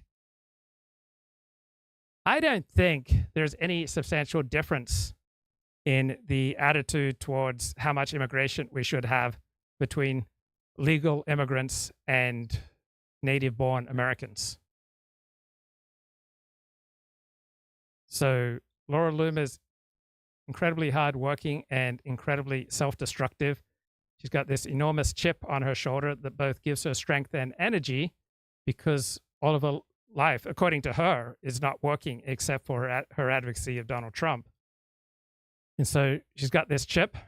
She narrows her efforts to one particular area, and she's got strength, she's got energy, and she's got a lot of maladaptive habits that keep undercutting her. That not this means that. You're sort of making the mistake of saying Gentiles believe this. Right. Yeah. And to escape from that pattern and say, no, actually, you know, to say, I don't believe, for example, you know, to say, you know, the meaning of I don't believe in democracy, you know, that can be. When I was in 7th grade after school, I told my teacher to shut up. And then I repeated it on another occasion. So the first time she was shocked. Second time she was just disturbed. And then she suggested to me that I might be much happier being homeschooled. And boy, did that shape me up. Right? I certainly never told her or any other teacher to shut up again. I conformed my behavior to that which was socially acceptable. There was no way I wanted to be homeschooled. And there would have been no point for me as a 7th grader getting outraged that my freedom of speech was being restricted because my teacher had a negative reaction to being told to shut up. So rage against reality, not a winning strategy for life. They have a huge number of meanings.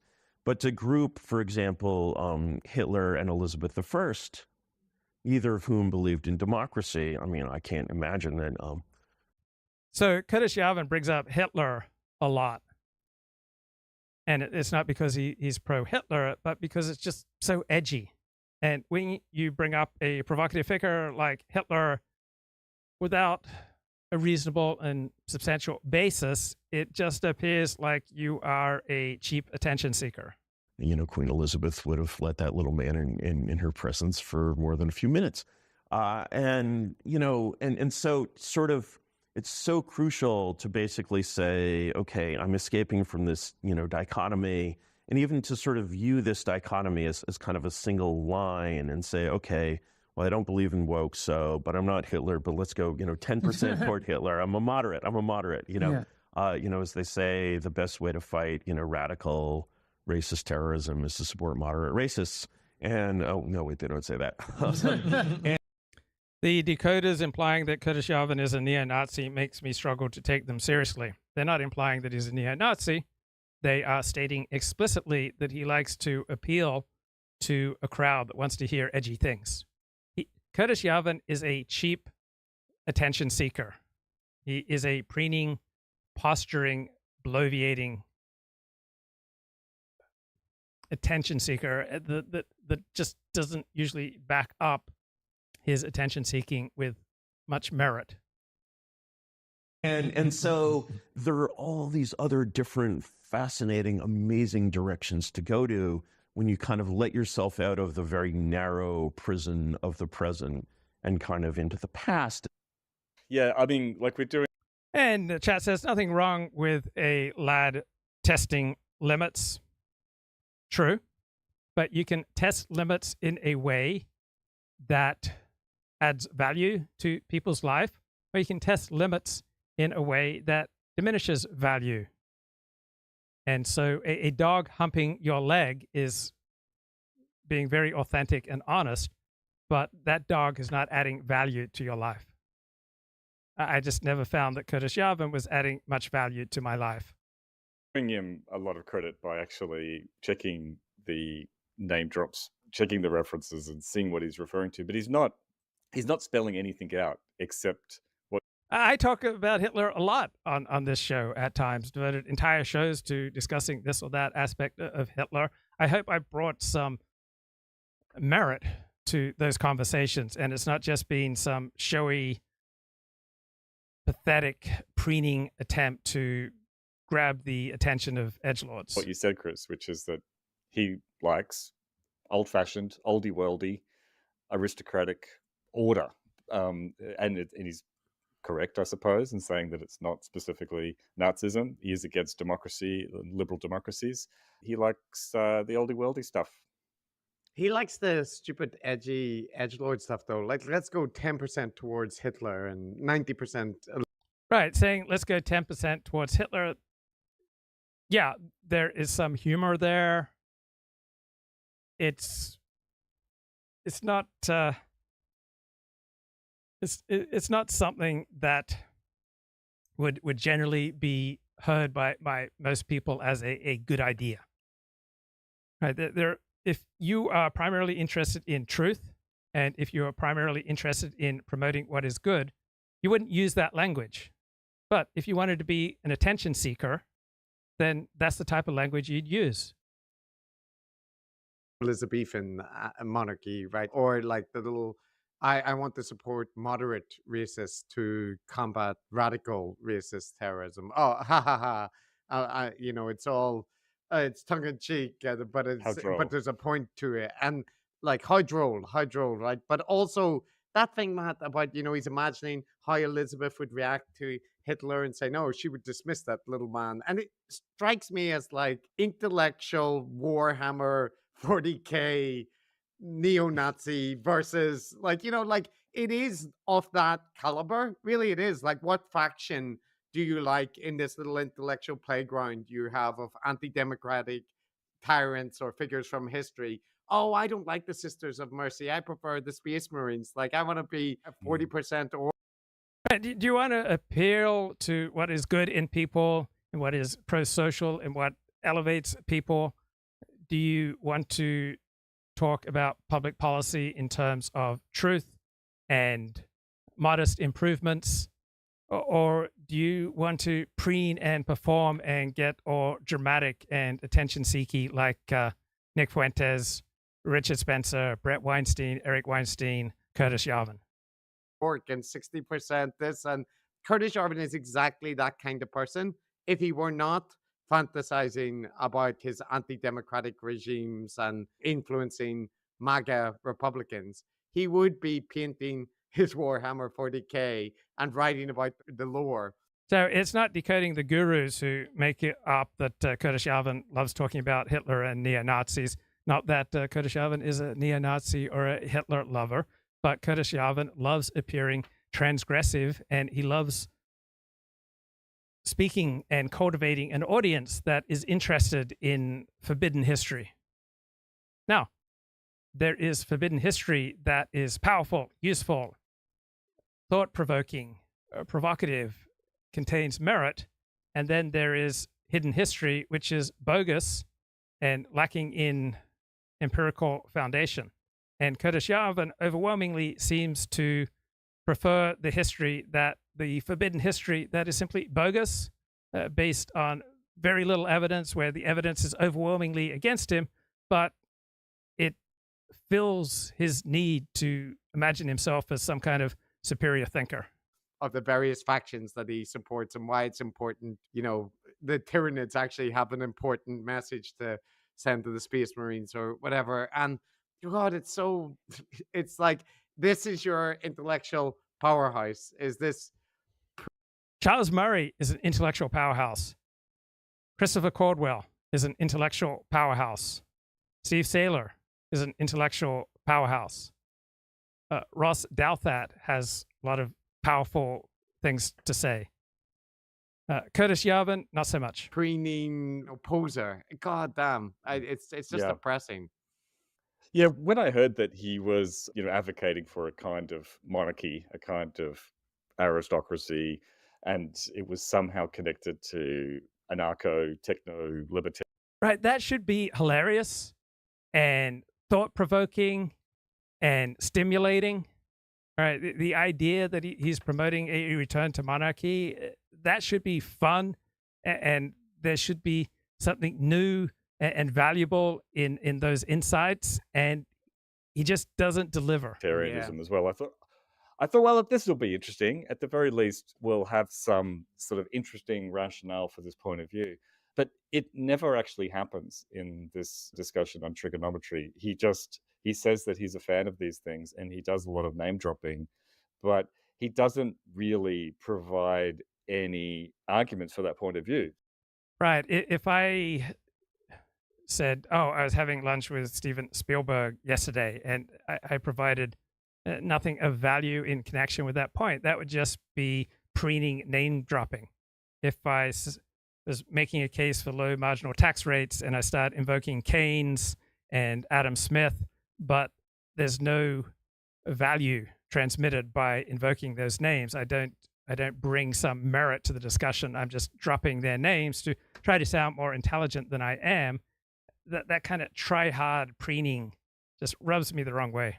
Like, Chris, I mean, if you put me on the spot and said, Matt, try to argue for the case that liberal democracy is fundamentally flawed and we should have a monarchy instead, right? Yeah. I could, as an intellectual exercise, I could say, okay, modern democracies involve politicians who need to be elected, so they're always going to be motivated to lie and be dishonest, because that's the best way to get elected, and they're always going to be in need of campaign funds and so on in order to, again, get themselves elected, so they're going to be beholden to moneyed interests.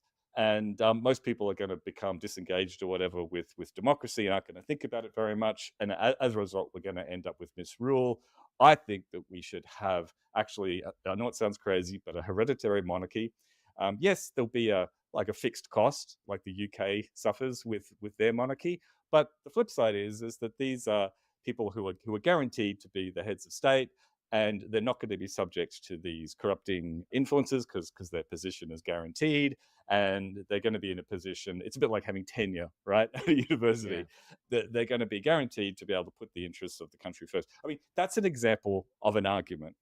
Right. There is an argument for a hereditarian aristocracy. So in Jewish life, there are the Kohanim, the priests, and that is not something that you can achieve by merit, right? That is something that is handed down to you by the virtue of being the child, the son of a Kohen. And there are advantages to having an aristocratic priesthood. There are advantages to having an aristocratic monarchy. Curtis Yarvin simply doesn't mount an effective case for them. Of a justification for this edgy point of view that monarchy would be better. I just want to be clear that he never does that. He never explains any reasons for why he thinks this is better. He just cites a bunch of obscure stuff. In his writing, he does do this, but it falls apart if you dig into it, right? Like it's very much all about the superficial presentation of depth. So he is better at making specific arguments in writing, but they're extremely long-winded, and they rest on the same kind of shaky historical and intellectual foundation. Yep. So I take that point. I kind of assumed that in his blogs and stuff like that, he would have spelled things out more. But he had an hour and a half with the trigonometry. Oh, yeah, I know. This is his chance to explain to people why he thinks monarchism is the best idea. And, you know, I gave you a potted version of one, and it took, 30 seconds? You know, he didn't do that. No, he's very bad at that. And you get the impression that he's very used to being indulged, like Jordan Peterson, like so many of the gurus, with going on these extended monologues or like illustrate. Right. Normally, blogs won't allow other blogs to bloviate. Right. The normal blokey reaction to a bloviator is to cut him off. Stories, and I'll play some examples of that. But before that, Matt, just before we get out of this Holocaust. So what type of blogs get to get away with bloviating in real life? Those who have charisma. Right, those who intimidate others. And so the normal blokey reaction of interrupting a bloviator gets skipped. Point. You remember the guy Mardermaid, the podcast historian guy that was doing the alternative history of World War II? So there's a part where he talks about conspiracy theories and World War II, right? And he wants to be clear that he's not denying the Holocaust and that is a silly conspiracy theory. But listen to what he says while making that point, right? Because he has to make it edgy. It would be too normie reactionary to deny the Holocaust. And so, like my example of the 15-year-old, the brilliant 15-year-old. Right. If you are compelled to be edgy, you are optimizing for edginess, and therefore you're not optimizing for truth and for what is pro-social, because many things that are true and good are not edgy. Year-old kid who becomes a Nazi, which I've seen millions and millions of cases of, okay, not millions, but very many. And it's sort of very sad because you get sort of trapped in that space. And especially you're sort of looking for what is the most taboo belief in the modern world. You end up in anti-Semitism and Holocaust denial. Well, the Holocaust is one of the best attested facts, in history. But if you're looking for the truth about World War II, actually, almost every other World War II conspiracy theory is true. Except, all right, that's just absolute bollocks. Just absolute nonsense.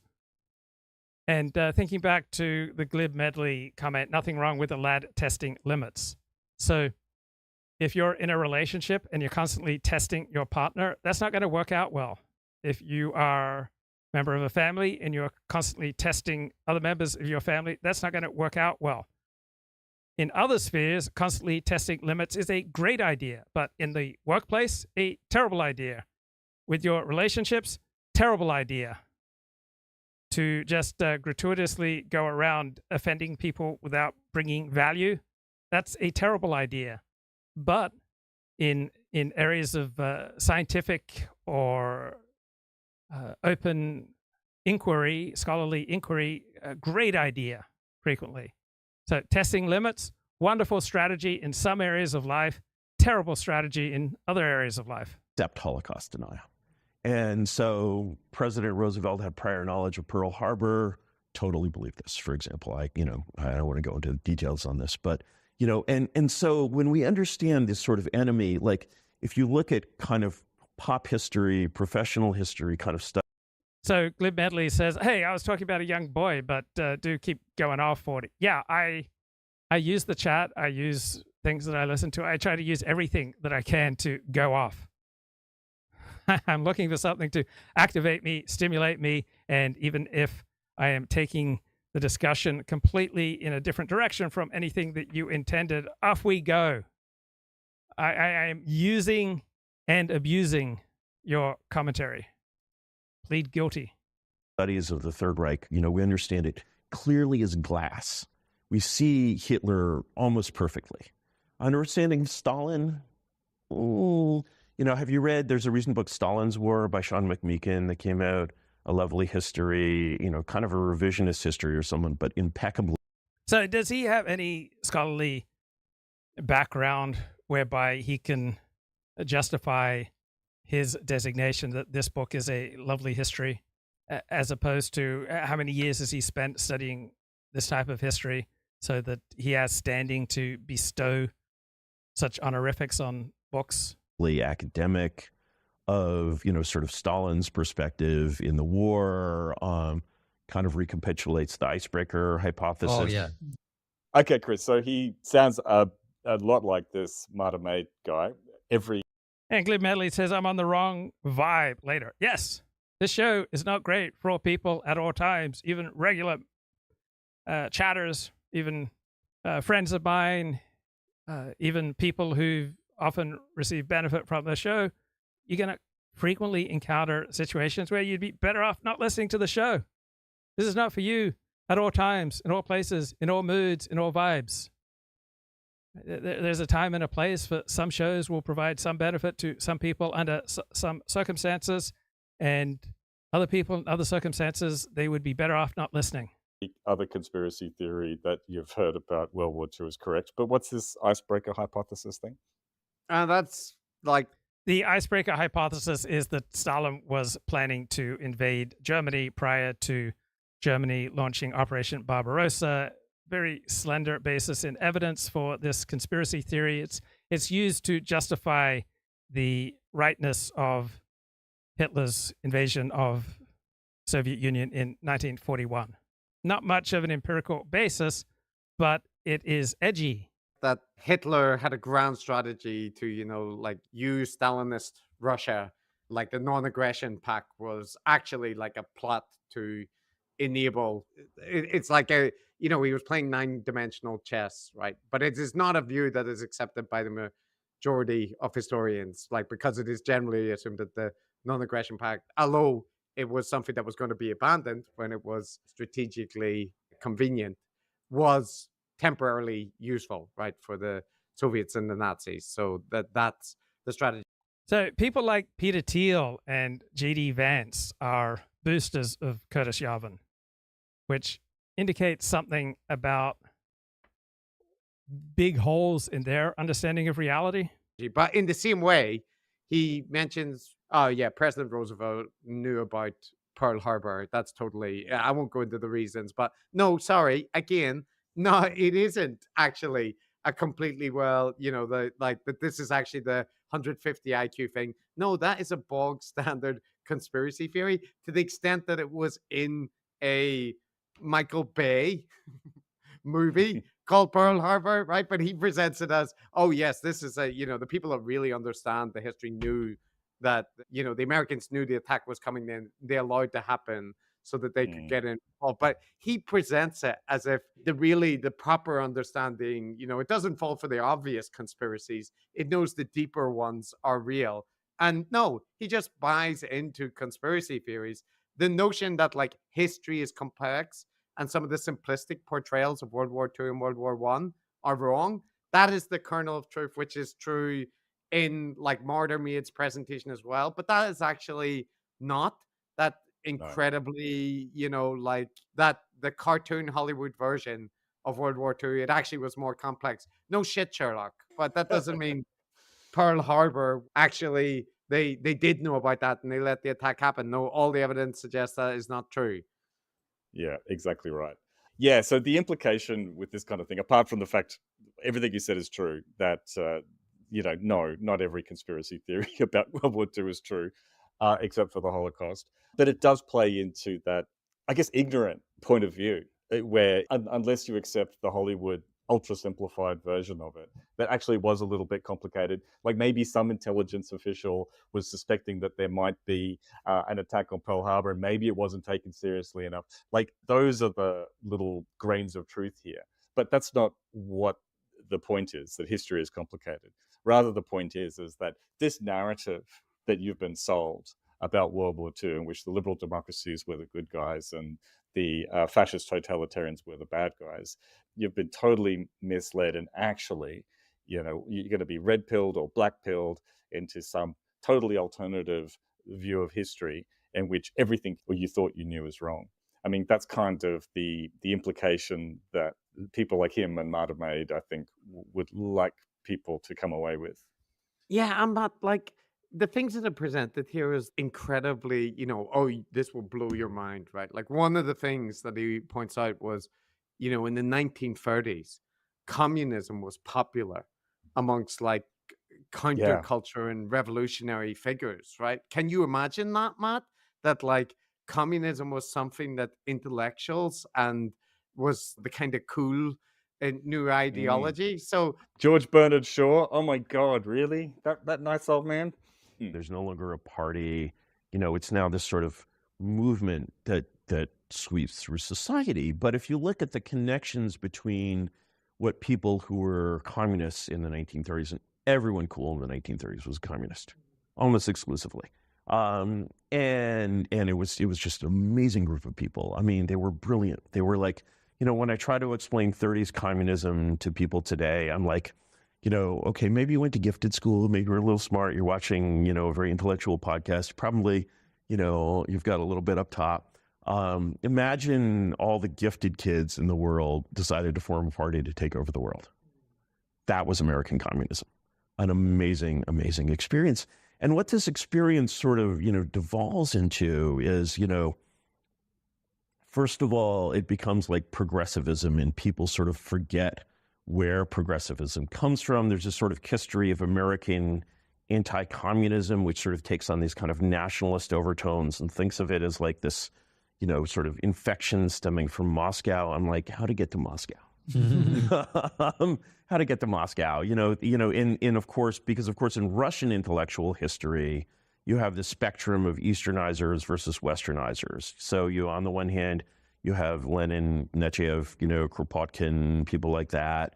And on the other end, you have Dostoevsky, Povedonosov. Do you know Povedonosov? Yeah, the name dropping and the let me blow your mind with these historical movements. I mean, like Chris, did you know about the Fabians? Have you heard about the Fabians? Yeah, I probably don't know them that well, but I know the basic idea of them, and there's modern people that have adopted that name. Yeah, exactly. I mean, that was another one of these, movements from pre-Bolshevik type communists from the 19th century. And, it was a weird little movement, had some, names you could name drop with that. H.G. Wells, George Bernard Shaw, people like that.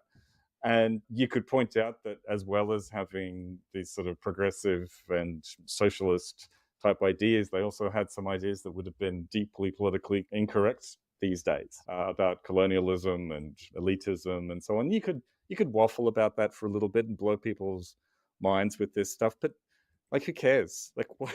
He's not making any point with this apart from showing that he's aware of some, relatively obscure historical.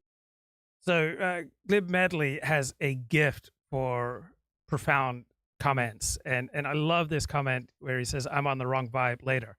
So when I have a certain vibe, sometimes, right, other people are just a terrible fit for that particular vibe.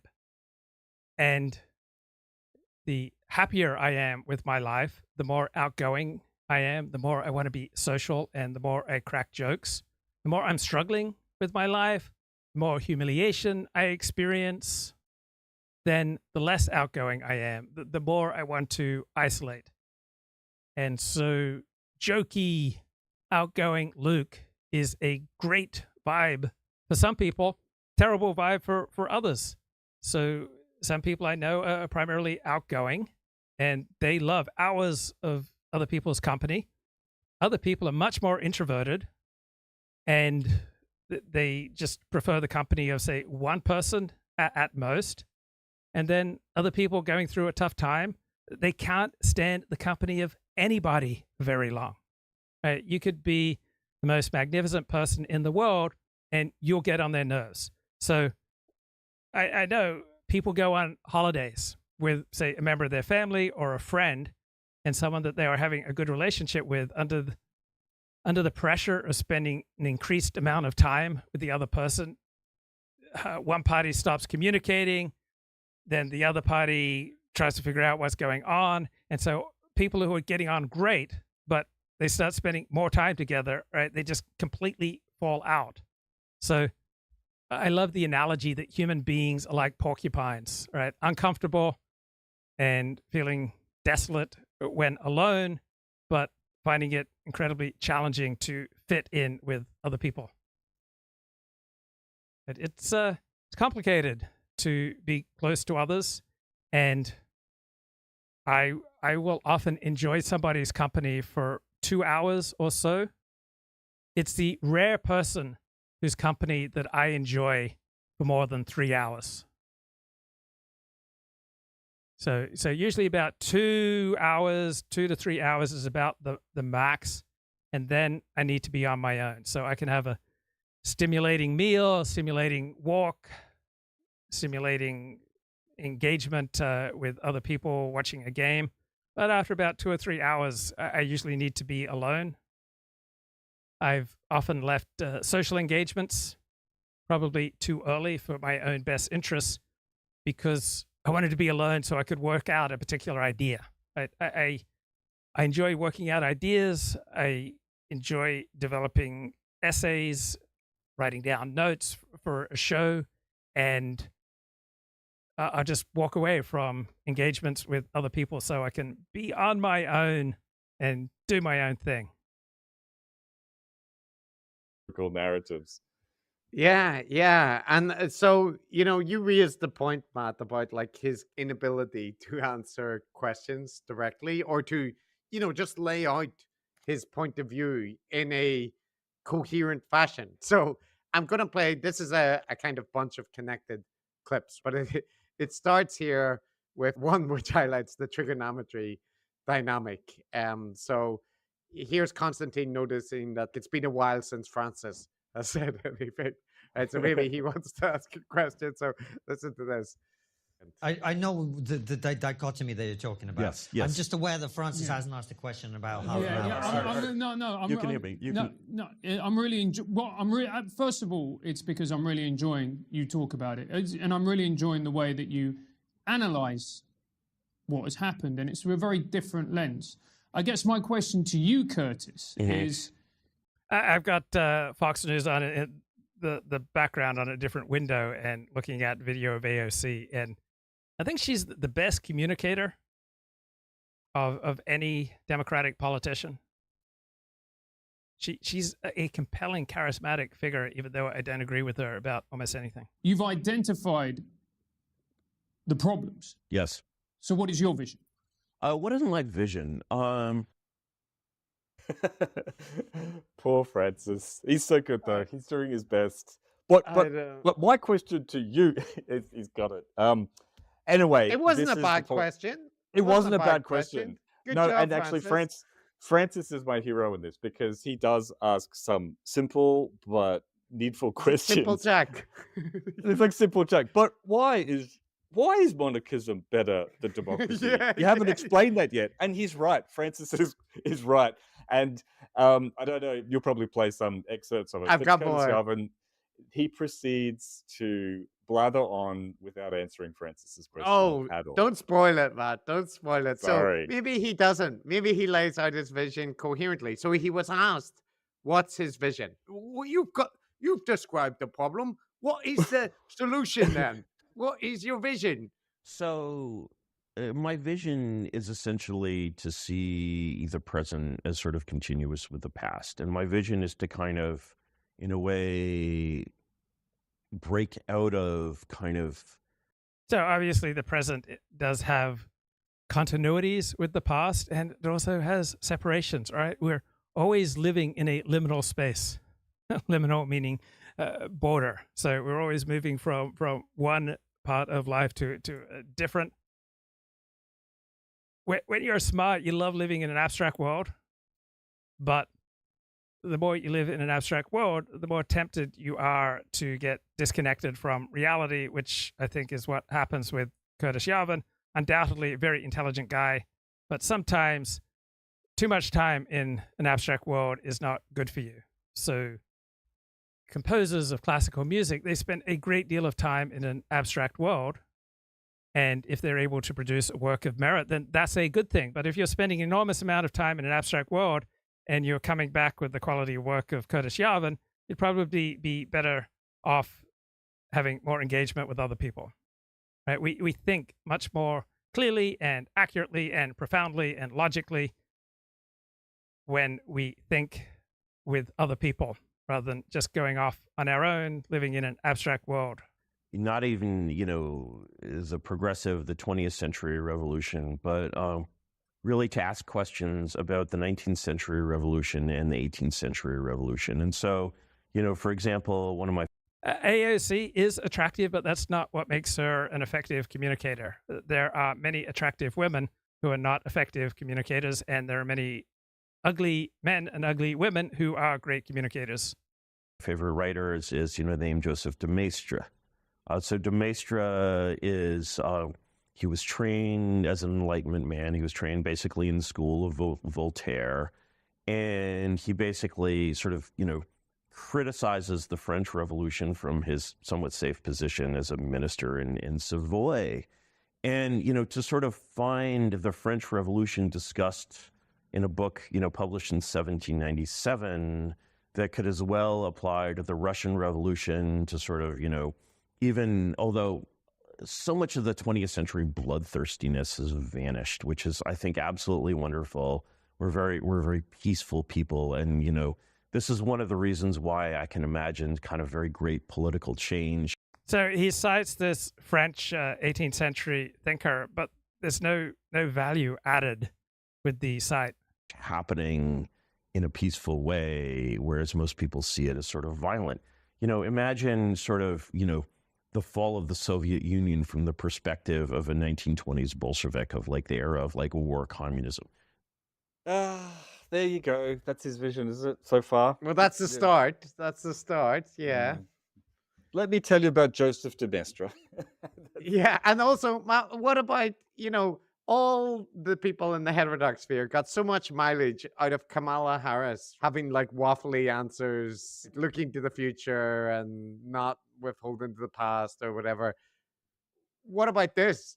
What the hell is this? Right? Like, he's gearing up the answer, but first we must Right. It's very easy to say that your political opponent is using word salad, but what about someone on your side of the political spectrum? Right?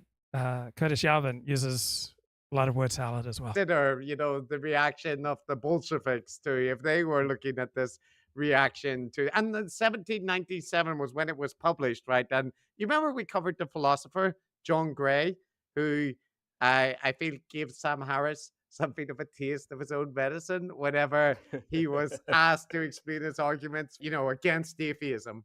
And he went on a Mind Palace tour where he just kept doing that thing where he linked on to the next point. And it was a very indulgent, and yes, of course, he had a mistress who in the 15th century, she wouldn't have been able to do that. And that leads me to another point about a different Scottish philosopher, and he liked haggis on a Sunday. Now, that was, of course, because you're losing the will to live. But this is the start, right? So Francis asked a straightforward question. We've got now the beginnings of an answer. I'm obviously not going to play it all because it continues on. So this is like leaping forward in time to the next part of this. But believe me that this is all the same answer. And you'll see him say, okay, now getting back to my answer.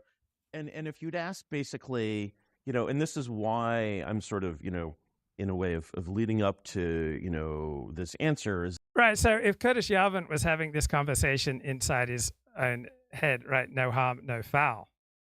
But he's having this conversation after talking about these topics for 2 decades, having been the subject of dozens of interviews. He has written lengthy essays on these very questions, and yet this is what he comes out with. Right? This is where he should be getting feedback and realization that he's just bloviating and it's time for some self-examination. This should be a spur to clarity. This should be a spur to re-examine how he thinks and how he develops his ideas, because this is just obviously embarrassing. That most people imagine a kind of political change like this only comes... Right. If you have the ball in football on the opponent's 1-yard line, normally you don't want to call a slow developing play. So Tom Landry would often call slow developing plays at the opponent's 1-yard line because Tom Landry was senile during his final years as a coach. And the only reason that the Dallas Cowboys won 2 Super Bowls is because their star quarterback, Roger Staubach, would change Tom Landry's plays when Landry's senility was obviously kicking in. And so what Curtis Yarvin is doing here is some slow developing play, only it never ends up advancing the ball. At the expense of great violence. And if you'd asked, and I don't believe that's necessary or desirable, even possible. And if you'd asked basically the Bolshevik of the 1920s to look at the events of 1989 to 1991, he would have been very confused, because what he would have seen is this, basically the fall of the Soviet Union was brought about by a windbag and a drunk, that is Gorbachev and Yeltsin. Sometimes I think... So imagine you're at a party and you start talking about the Night Stalker or this serial murderer or that serial murderer. Unless there was good reason to interject this serial murderer into the conversation, other people are going to find it jarring and disturbing. So if there isn't a foundation and a reason and a context and a value add given when you introduce the name of some mass murderer, you shouldn't be surprised when other people find you disturbing. Yakovlev was most of the ideas of Glasnost and Perestroika came from Yakovlev. These are not great individuals. These are not violent individuals. There's a crowd of a few thousand people in front of the Russian presidential palace, et cetera, et cetera, et cetera. And this old Bolshevik would be like, well, where's the Soviet youth? Where's the Komsomol? What does the Komsomol do? How many people are in the Komsomol? And you'd be like, well, there's about 100,000 people in the Komsomol. And where are they? There you go. He's still working towards some kind of answer. And to remind everyone, the setup here is that he makes clear he's not a Nazi. He likes oldie worldy stuff. I can't remember when he mentioned monarchism. It might have been after this or before this. He gets us, okay, so you don't like liberal democracy. What are you proposing? And we have had this mind palace tour. Yeah, around Soviets and like what now 1920s Bolshevik would think of the fall of the Soviet Union, and So there are very few people for whom it is a pleasure to listen to a mind palace tour. Right? Very few people are sufficiently brilliant and learned that you just enjoy some wandering discourse through their mind. Right? Most people need you to be on topic, on target, and to be in relationship with them and the context and the conversation and the question, right? If you're going to maintain their attention. Revolutions don't need to be violent. And okay, so let's see where this is leading up to, right? This was, he's coming back, he's rounding to Francis's question. And so, to answer your question very directly, I'm a monarchist. I used to say I was a royalist to, distinguish myself from the people here who believe in costumes and so on. What we have is this, in this country, what you have in this country is this kind of costume monarchy, which is purely symbolic. in nature. And, one of the questions I ask is very simply, what would Elizabeth I have thought of Elizabeth II? And, and that's why should we care deeply, the average person or the concerned citizen care what Elizabeth I thought of Elizabeth II? Like, where's the value add? How does that help us to understand reality more clearly? How does this improve our society? Why is it important? Once you put yourself in that framework, the answer is obvious. So when I say I'm a monarchist, I'm a believer in essentially absolute, though accountable monarchy, which strikes. How can you have absolute but accountable monarchy?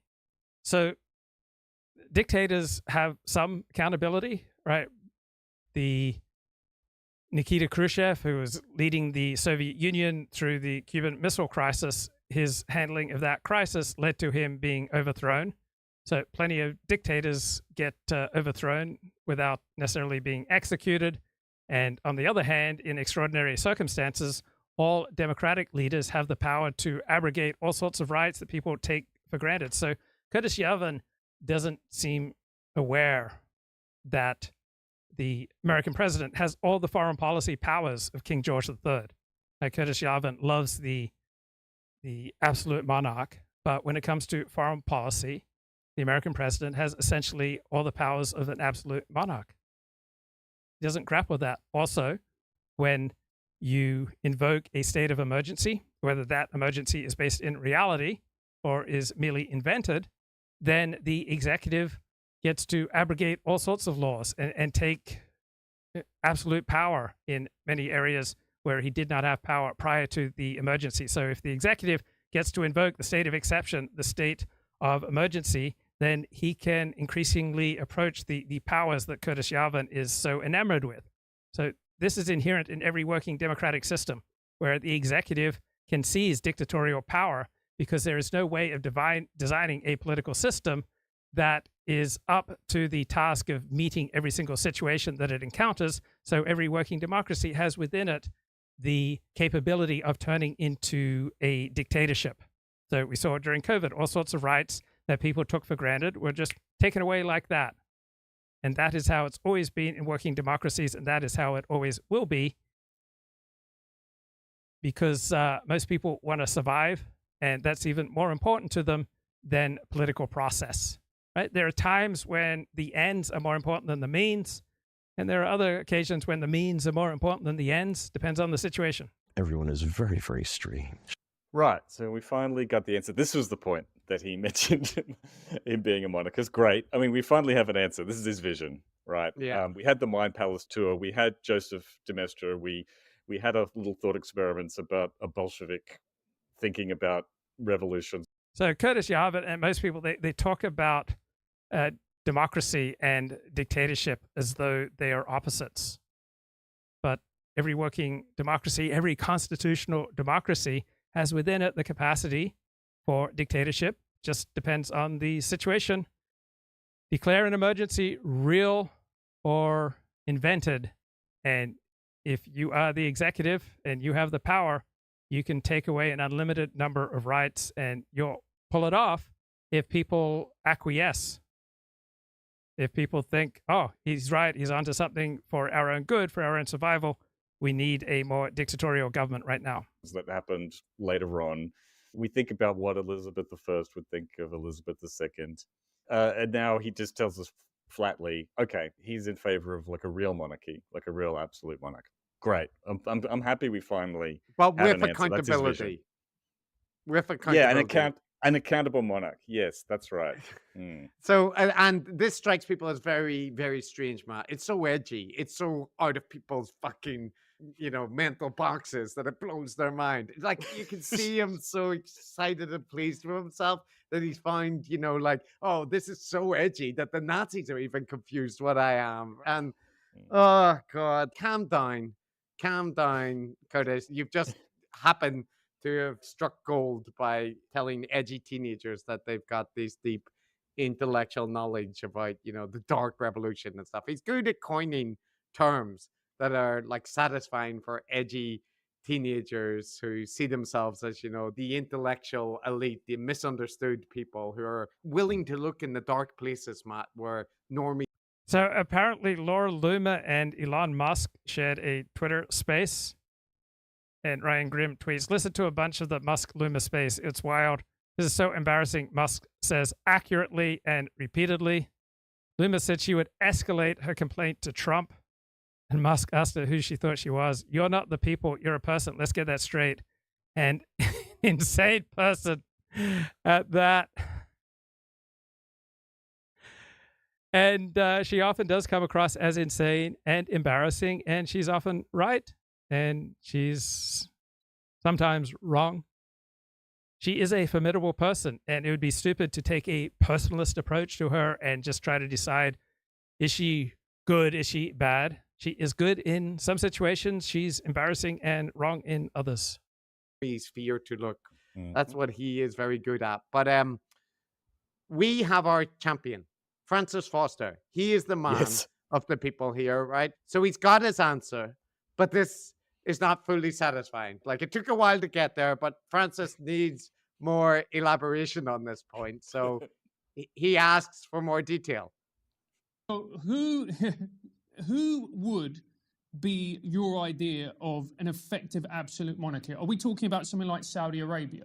Are we talking about the UAE, the Crown Prince? These are very foreign. You know, one of the difficulties is that you have to go to sort of very foreign countries to look for an equivalent at the sovereign level. So, you know, if you're looking at 20th century political leaders who are essentially monarchs who I admire greatly, Lee Kuan Yew of Singapore, who is in a way an Englishman, he's a sort of Englishman, is because Singapore is the strange half Asian thing, you know, did an amazing job with that country. Deng Xiaoping, you know, is arguably the greatest leader of the 20th century. If you look at kind of the transformation of China under his leadership, he takes this absolute crap power that's created by Mao, who was a nut, an absolute nut. And then, you know, the power of Mao, he's an absolute nut. And like Stalin, you know, the revolution needs its own. He needs to destroy kind of all the people who brought him to power so that he can rule alone. And Mao is this, you know, crazed Chinese emperor. And somehow through the turmoil of Chinese politics, he's replaced by this intensely practical person, Deng Xiaoping, who sort of turns this deranged third world country into, you know, as I look around this room, think about all the things in this room that were made in a monarchy. Right, Chris. So at the risk of stating the... Okay, so Laura Loomer was on an X space, and Elon Musk joined to it. his base. As I said before, look, you guys, President Trump listens. This is fucking a shit show. Okay, You don't so even know. President Trump listens to his base, and his advisors will listen to the base too. This has to be escalated all the way up until we get a response from the campaign and the Trump transition team about the Who do you think influence, you are, about the actually? influence that big tech is Like, having. this is insane. You do realize that what you're doing is actually fucking It's insane. not. Mentally insane. It's not insane. It is. It is. We voted for President You're like trying Trump. to actively destabilize government. What are you talking about? That's This fucking is serious. Government responds to we the people. We elected President Trump, and Yeah, exactly. this is crazy. This is actual. Yeah, who elected you? It's a good question. My friend just asked a really good question. Who elected you exactly to do all of this? Who elected you? I'm an American citizen and a No, voter. who elected you? Who? Her audience elects her, so to speak. She has a very significant audience. I think she's got over 1 million followers. Who elected you to do all of this? Do all of what? Who elected you to get involved in politics? Who elected you specifically to try and take actions that impact the way administratively things are done? I'm an American citizen. I'm a Who elected you? journalist, and I'm a voter. I can do whatever I want. So you're an unelected individual who's trying to interfere with government I'm not process interfering because of the with personal government opinion. processes. I think That's that exactly what you're doing. we the people need to use our voices. You are and our not the power, people. You are a person. and I'm encouraging everybody Just to make that on this, specific, and I'm you're an encouraging insane other person, people on actually, as this a matter of fact. space to contact the Trump administration and to make their voices heard about how they're unhappy with the unfettered access that big tech executives who are still clearly pro-censorship have at Mar-a-Lago. Wow. And I would Again, encourage the thing all that of you're you. admitting here is the fact that you're jealous of a No. specific individual's position, No. or specific other No, individuals having positions that you do not have and are never going to have. I think that it's very concerning that people who share this worldview that it's okay to censor people. What worldview specifically? What worldview? You can't even name the worldview specifically. It's a What worldview? a worldview of censorship. It's a technocratic. Okay, how exactly is a worldview of censorship? You have to Because agree you on something just- here. Is it either that you're focusing on immigration, or is it that you're focusing on? I think Laura Loomer is winning this conversation. She makes more sense to me than Elon does in this excerpt. Censorship. Which one are you focusing on especially? Because specifically you were focusing on the immigration, thereby the visas. So what exactly was wrong about the visas? You're supporting a retaliatory censorship action against.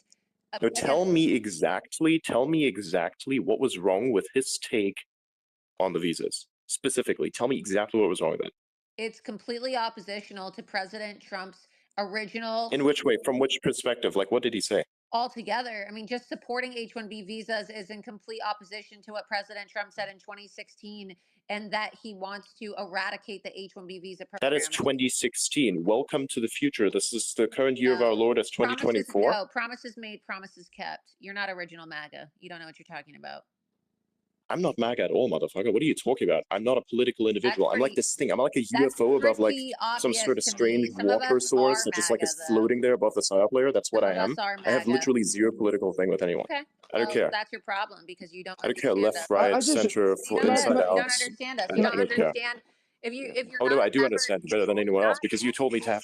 If you're not a member of the political movement, that you're not going to understand why people are so passionate about this issue that they've been fighting against for over 8 years. You haven't been fighting against shit. You've been spreading misinformation. I'm not spreading misinformation. I'm sharing President Trump's original policy. You either support President Trump or you don't. You don't get to fucking pick and choose. 2016 is not 2024. You don't get to fucking pick and choose. You don't get to pick and choose what policies are good for America and what policies define MAGA after President Trump ran for office, okay, and gave the finger to the both political parties and both political establishments in 2016, okay? I'm fucking sick. He doesn't have any obligations to what he has done in 2016. He has obligations to his voter base of what he promised in 2024, and that's it. That's the end of that. You live in the past. You literally live in the past. You're in everything that's wrong with the movement. No, I'm not. You don't even know what the fuck the movement is. You just You're said the you're not even part of the reason. movement. You're probably part of the reason why a lot of people didn't vote for the Republicans after 2016. No, Donald Trump Because is the Republican if I Party. was a rational individual and I were to look at this, I would probably do the same. The Actually, as a Republican matter of Party is because the Republican Party gave up on Donald Trump, and they failed to recognize the fact that Donald Trump is the fucking Republican Party. Okay, that's what I'm trying to emphasize here, and that's what our gripe is with all of these big tech globalists who came in 4 months before the election. Big tech globalists. Now it's the globalists. Since when it's the big tech globalists? They're globalists. Tell me, who's the globalist specifically? They're all globalists. Are the globalists in the room with you? In the room with me right now? Serious question. Yeah, you. Yeah. You. I'm a globalist? Yeah. Nice. You may have thought that was going to be an insult. I don't have insults. You can't insult me. That's fine. Okay, Laura Loomer acquitted herself pretty well there in that discussion. Let's bring Kip back onto the show. Kip, what's going on, man? Lord knows I'll do worse than Laura Loomer. How you doing today, man? I am great. This is the second show in a row that I've almost missed because you've been having early shows. You're like some bizarro world Dracula that has to get his show in before the sun goes down or something. That's right. Yes. But yeah, I was going to ask you, no, before I get into it, Laura Loomer, is that the sexy kind of blonde one that's a little bit off the rails? Yeah, Ashkenazi, Jewish, curvy woman who's quite combative. Didn't she get shit canned from Network News maybe 6-7 years ago? Is that the gal? No, she was never network, but she's been banned from almost everywhere. But she's found a substantial following on X. And she told the Washington Post last year in a profile that nothing in her life is working except her Trump advocacy. Right. In other words, she's got nothing to fall back on. Expect her to keep going, is what you're saying, right? Yes. And here's the Washington Post headline: for Laura Loomer, a Trump comeback is everything. So that's May 3rd, 2024. Right. Huh. What's she going to do in 4 years? I'm sure she'll find something. She is formidable. She is difficult. She is challenging. She will come across as insane to many people, but she is smart and she is dedicated and she's hardworking. And I remember she was on Mark Halperin's show. He brought her on as a guest. She is a player. Mm-hmm. Is she still sexy or has she aged out? It depends on what you like. I mean, for some people, she's quite attractive. Right. Remember, you and I don't agree. I say there's no counterpart to distinguished gentlemen, or if there is, they're rare. You get what I'm saying? There's not many distinguished ladies. They hit it hard when they hit it.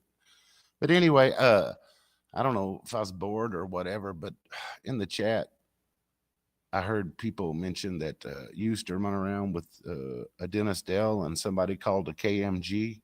Yeah, KMG is Kevin Michael Grace. Right. So I was just going to see what kind of sort of fellows does a Luke Ford run around with, and would you be surprised, because they had one talk that I saw online. My reference point for knowing their whole lives is just a 1 hour chat the two had, I guess, the week Trump got elected in 2016 or whatever. So this was probably long before they had got to the Luke Ford experience. But would you be surprised that I identified more with the Dennis Dell character than I did the KMG?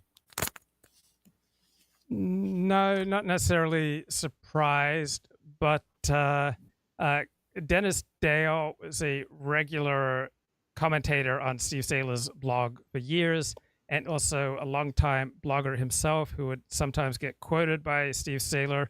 And Kevin Michael Grace is a friend of Steve Saylor's, and both have been prominent figures in the dissident right and have produced many thoughtful essays for at least 20 years.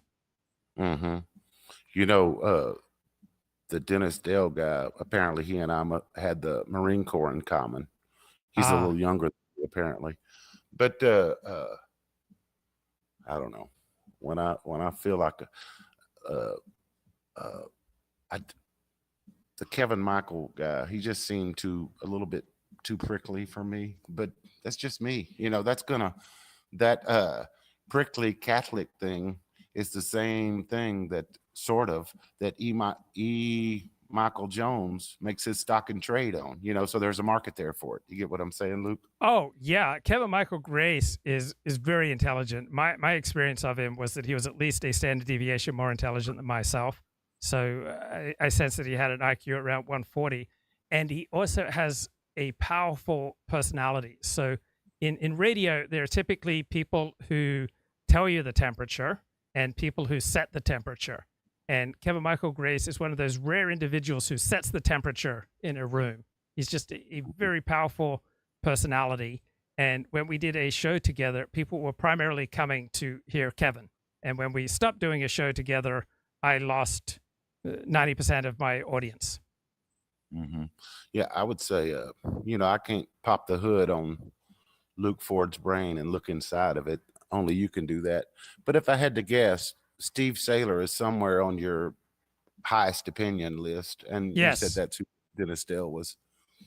Apparently, Halperin has somehow slithered his way up there somewhere on the list. I don't think he's up there with Steve Saylor yet. Do you? In your brain, he's not up there on that level yet. Right. They have different gifts. So I've been following Mark Halperin for about 2 decades. So Halperin is the most even-handed political journalist of which I'm aware in the United States, and Steve Saylor is our premier public intellectual. So they occupy different spaces. It's like comparing Wayne Gretzky with Jerry Rice, right? Different men, different gifts. Yeah, I would say the double G Glenn Greenwald's pretty even-handed too, wouldn't you? Glenn Greenwald is interesting. He's a dissident thinker. He's not afraid to separate himself from the pack. I'm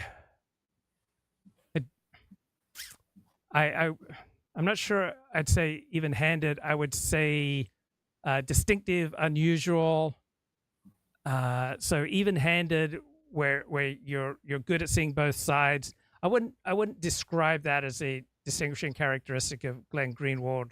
I would say more he is courageous and unusual and blazes his own path, and he takes often very strong perspectives that are different from most of his journalistic peers. For a homosexual, he's the most non-flamboyant homosexual you'll come across. Personally, I think Glenn Greenwald could get his exposure up if he hired Jesse Waters, the guy. Remember, I told you, whoever does the intros for Jesse Waters' show is not getting paid enough money because he really knows how to do a sizzle reel. Oh yeah, it's very good. Glenn Greenwald needs to keep that same level of journalistic integrity, and then hire that scissor reel guy that Jesse Waters has. You get what I'm saying? Bring some of that pizzazz to the whole show.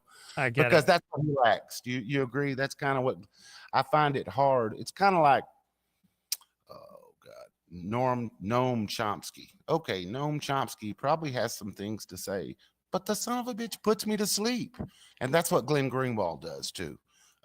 So anyway, they have maybe that's a me problem, but I just think he needs Jesse Waters. He needs to get that guy from Jesse Waters and get some more pizzazz.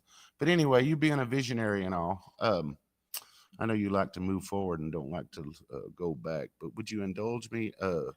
Sure. And kind of like go back for a little bit in time. What I was thinking about was it's kind of like these terms now.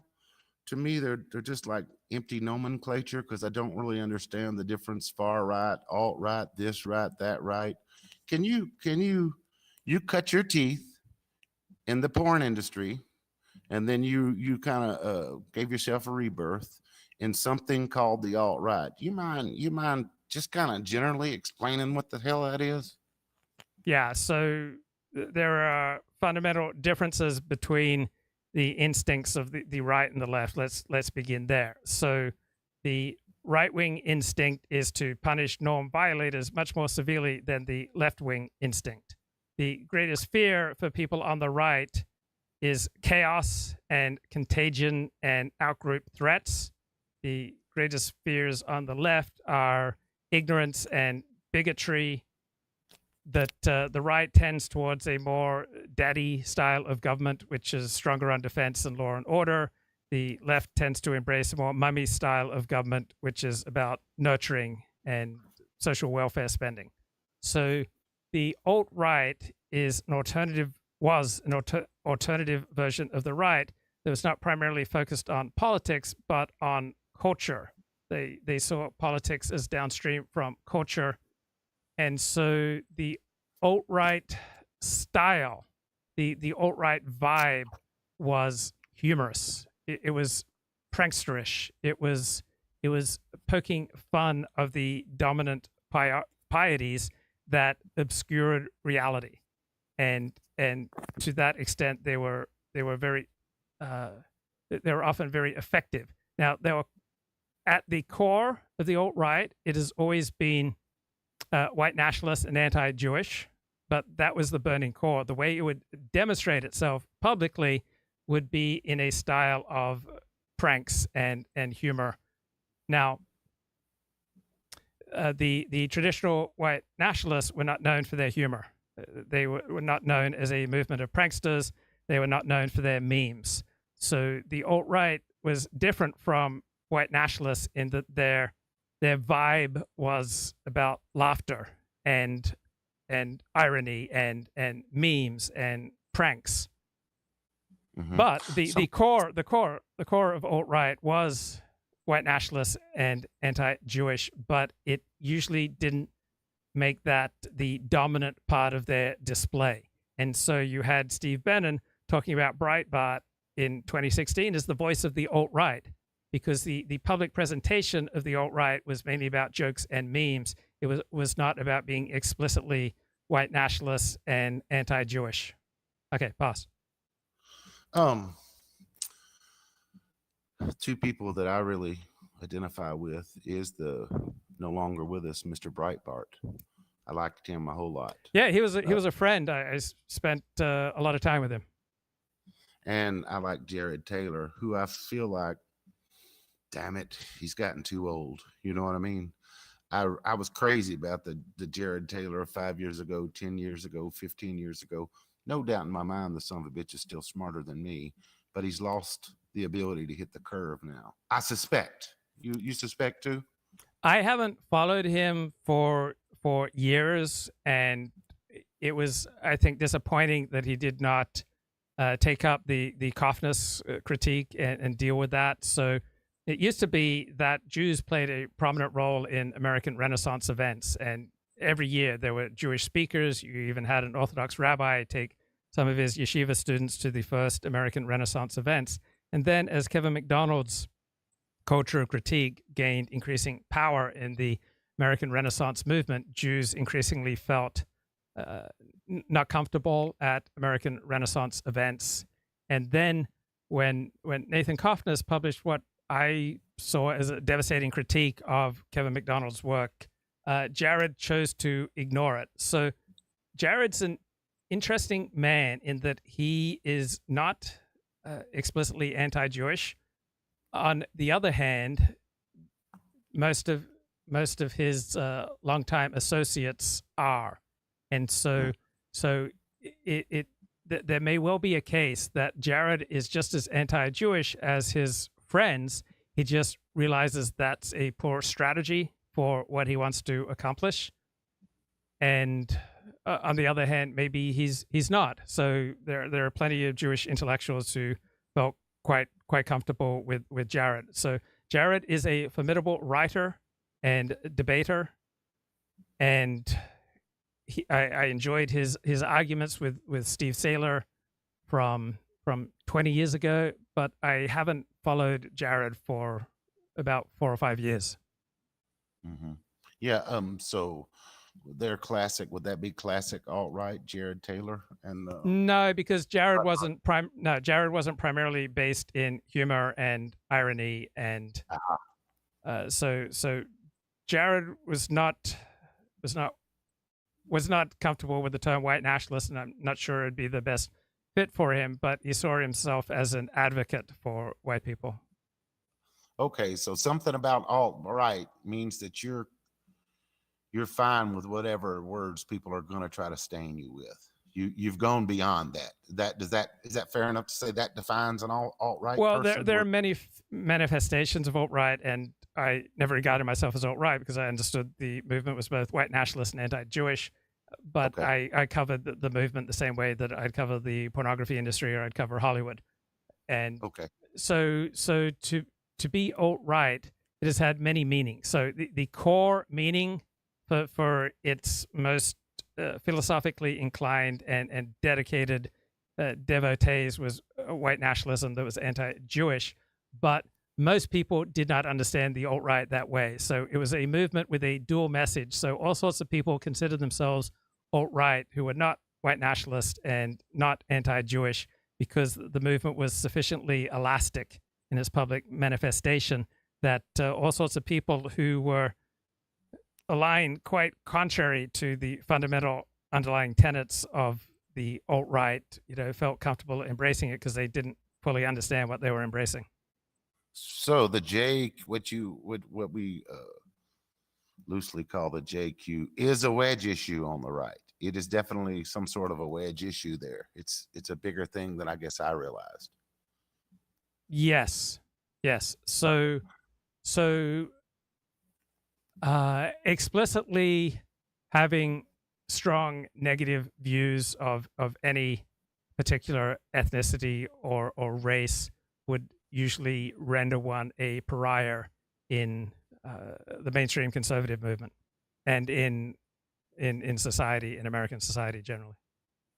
Mm-hmm. Okay. All right. Next up, I was going to ask you is Is there any difference in what was the alt-right and what is the alt-right? Is it morphed, or is it the same thing it was when you first started, being Luke Ford, the place where you can air this stuff? So it started out as a written word movement. So it was more intelligent prior to about 2014. And then after 2014, it became primarily a podcast movement. So it went considerably down market. And it was, Steve Bannon said, Breitbart is the home of the alt-right. And Breitbart was definitely not white nationalist or anti-Jewish. But after Donald Trump was elected, Richard Spencer led Hailgate at a National Policy Center conference where he talked about hail Trump, hail our people, hail victory. And a bunch of people jumped up out of the audience. Mike Enoch and company jumped up and did Heil Hitler salutes. And so from that moment onward, pretty much nobody with anything to lose could have any kind of connection with the alt-right. That was one important dividing line. Second important dividing line was Charlottesville. So prior to Charlottesville in 2018, there were no instances of members of the alt-right killing anyone. And so once you had Charlottesville and you had one person die as a result of a car driven into a bunch of people, for the first time you had a death connected with the alt-right. And so prior to that, you had an academic from a university in Alabama who wrote 2 books on the alt-right, who made it clear that there's been no incidents of killing connected with the alt-right. Then a whole bunch of people start slaughtering people and then publishing ironic, joking, alt-right infused manifestos. And so once the movement starts slaughtering people, then anyone with anything to lose had to completely separate themselves. You can agree, though, that the let's say the obverse of that, the alt left had long been doing the knockout game and all the horse shit they do. Well, So the would you- people who participate in the knockout game are not left-wing political mavens, right? These are thugs, and Antifa has very rarely, only on the rarest occasions, killed anyone. So Antifa has beaten people up, but it's been very rare that Antifa has killed people. Mm-hmm. Okay. All right. Can you give me a size of how big this, generally this sphere is? Because I remember when I went together at the holidays and was talking to people, they didn't know who in the fuck Richard Spencer was or Nick Fuentes was or any of those people. So give me the, there's 340, 350 million people somewhere in that general neighborhood. How many people are in tune to this? 5% of those? Less? More? Less. So probably a couple of 100,000 people would be showing a great deal of interest in whatever Richard Spencer or Nick Fuentes has to say. So maybe 200,000, 300,000 for each person, or perhaps close to 1 million at their absolute peak. Mm-hmm. Patrice O'Neill would term that as a boutique.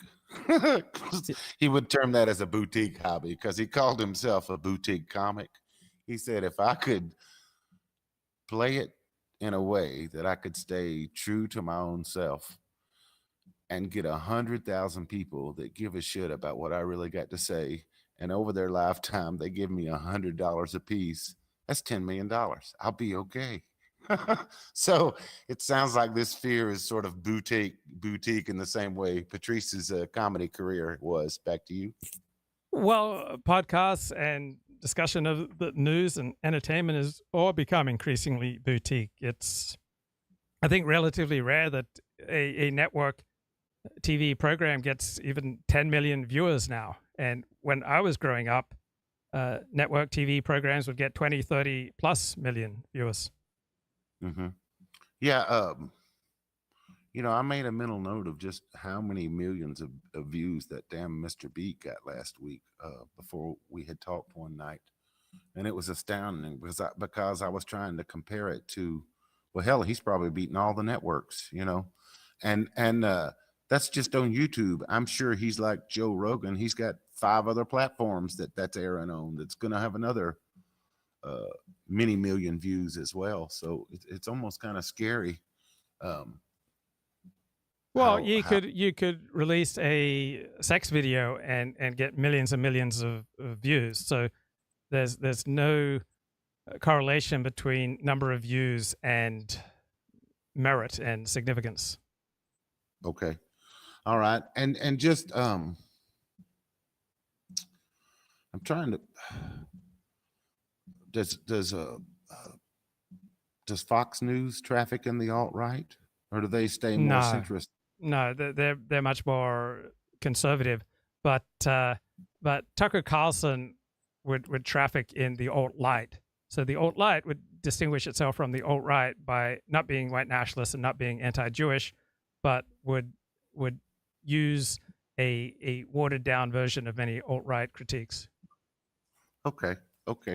All right. So my question that I had written down here was, how far from the mainstream is this? And it sounds like it's pretty fucking far from what you're saying. Right, but it wasn't in the summer of 2016. So you had the person running the campaign of Donald Trump who'd said that Breitbart was the alt-right.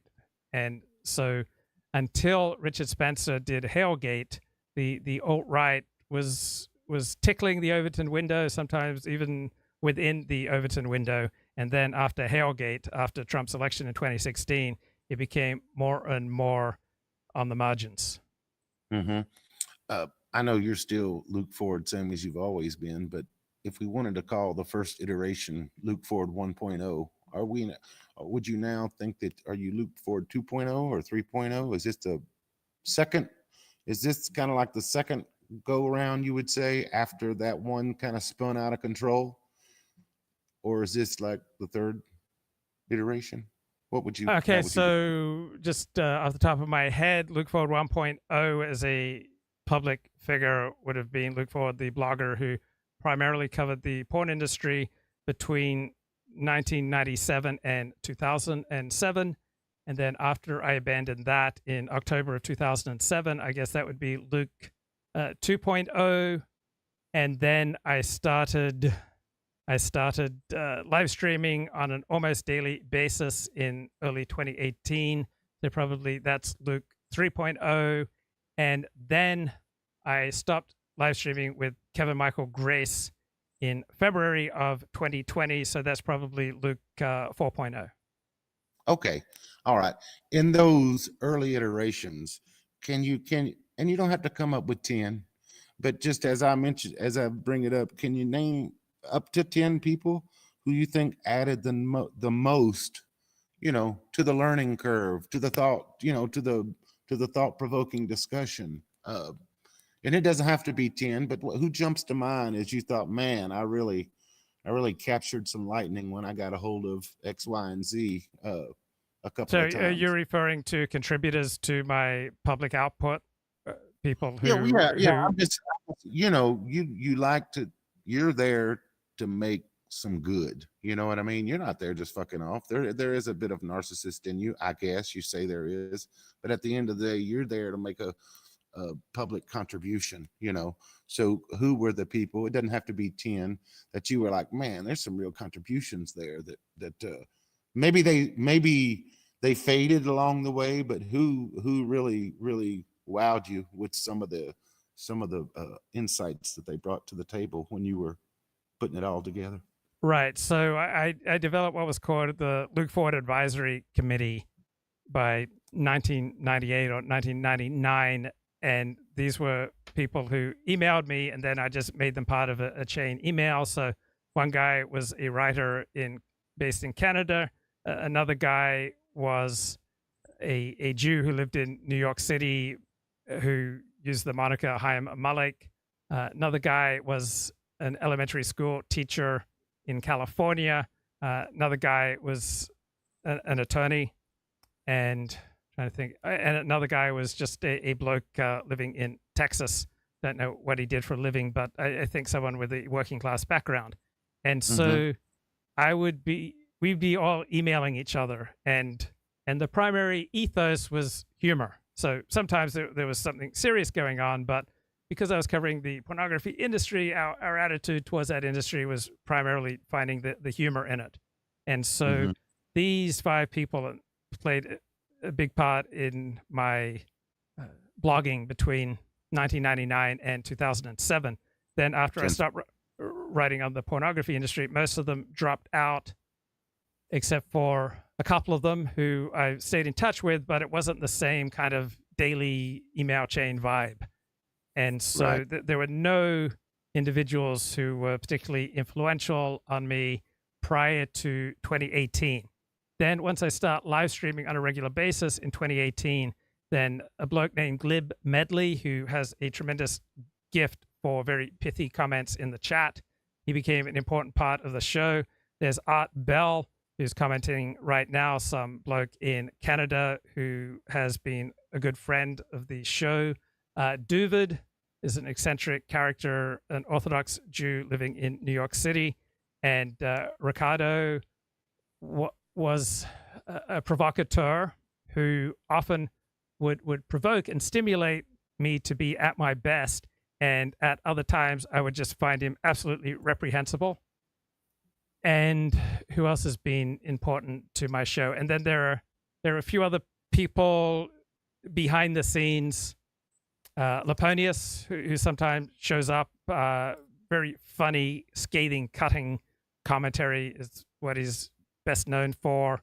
And Elliot Blatt. So Elliot only became an important part of my show in the spring of 2020. Elliot's important because I was listening to him on a podcast on Super Bowl weekend of February 2020, and he noted that Luke seems increasingly uncomfortable with Kevin Michael Grace, that Luke feels trapped. And I was like, yeah, I do feel trapped. I need to get out. And so I was listening to Elliot articulate what I was going through, that I felt trapped with the current show, that listening to Elliot say that I felt trapped, I recognize the truth of that. I am trapped. That's when I decided I need to do my own thing. Kevin needs to do his own thing. We need to part ways after almost 2 years of live streaming together.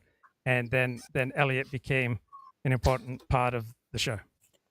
Yeah, that was nice of, I don't know. Sometimes it's good to get that perspective, you know. You can only see from those 2 eyeballs you got, you know what I mean, Luke? Yeah. And sometimes it's good for somebody to give you a nice, honest perspective. That was nice of him to do that, did he? Hopefully he suspected you would be tuning in, you know, one day, hearing that news. But it seems like you had an appreciation for the spicy and the funny, sort of. That seemed to be the intersection. Yeah. So funny people are always smart. Smart people aren't always funny. So I've always had a preference for funny people. And until I developed a clearer understanding of myself and developed the ability to steer myself to be internally directed, I was heavily reliant on other people telling me who I was. So I was, in 2020, February, I was reliant on someone, Elliot Black, coming along and telling me what was going on with me, that I was feeling trapped. And it's like, I recognize that. And it was after that I gradually, increasingly learned to stand on my own 2 feet and to have less dependence on other people telling me who I am. Yeah. I was going to ask you if you would want to share with a couple of people that maybe you thought, you know, did more harm than good. Maybe they had good intentions, but in the end, it was a negative. You know, maybe it's bad form. Maybe you do have a couple that you want to share that maybe you've already shared publicly or whatever. Anything on that front? Well, in 2018, we had much more rambunctious and lively conversations with all sorts of personalities come on. But there was a hilarious Jewish college kid, Jakey Jake. That was the name he used. And he would say very funny, edgy things. And then I came to find out that had very negative repercussions for his life. And that was a painful realization that the people who are often the most entertaining and the people who provided the biggest spectacle were often the ones who were most self-destructive, and they were harming themselves by coming on the show. And so in something like December of 2019, I did a Saturday night show that came to be known as the Jim Go Saturday Night Massacre, where I had Nick Fuentes on the show, Baked Alaska, Jim Goad, and a lot of other prominent dissident right personalities. And it was a show that very quickly went into the gutter, but it had a compelling and sometimes hilarious quality to it. And after that show, I decided I don't want to do those type of shows going forward. So it became increasingly restrictive with the people I'd allow on the show, and I steered the show away from spectacle, and it changed the viewership numbers. I wanted to create a more pro-social show that was less likely to go into the gutter. Yeah. Well, the thing about funny people is they're seeing around the corner. They're trying to see around the corner, and sometimes the ice is thin out there. You know what I mean, Luke? Sometimes the ice is too thin, and it's not ready. It's not ready for the tracks to be laid down. But anyway, did you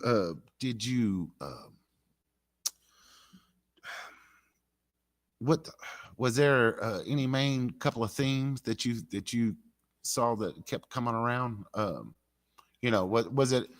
Was there always something new and refreshing, or did it devolve into the same couple of dead end themes or whatever? Because it just seems like when I hear you recount, it just seems like it sort of left a bad taste in your mouth, Luke.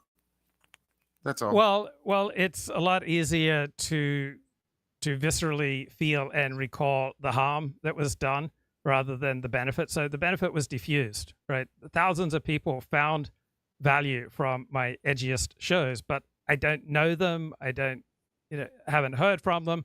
On the other hand, I can think of very specific people who self-destructed, and the damage to their life is like very keen and close to hand. It's a little bit like free trade versus tariffs. The benefits of free trade are widely diffused, and so you don't necessarily have people who benefit from free trade making a strong case. On the other hand, the erection of tariffs powerfully and strongly benefits a small number of people who are strongly incentivized to talk about its benefits. So when I did my edgier, more popular, more spectacular shows from 2018, the benefits were widely diffused, and I didn't hear from 99.9% of people who received benefit from those shows. And I just have this visceral sense of the tiny number of people who self-destructed during that time. But tell me again, did those shows leave a bad taste? So 95% of those shows are still freely available. So I haven't gone on some jihad to remove them from the internet. So what people platform? I know YouTube has had its time where it was restrictive. What platform, if a fellow wanted to look for some old shows to just kind of check the vibe out, what platform would it go to? Most of them are on Rumble and on my BitChute, and I also uploaded many of them to X.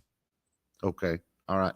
Is there two or three most memorable shows where you're like, man, if people could only see these two or three shows, that's the impression I would love to leave on them? Was there any couple of shows that you really thought were most memorable?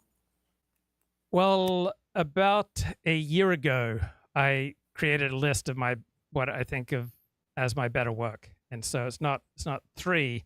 I've got a list to probably 150 videos and about the same number of blog posts.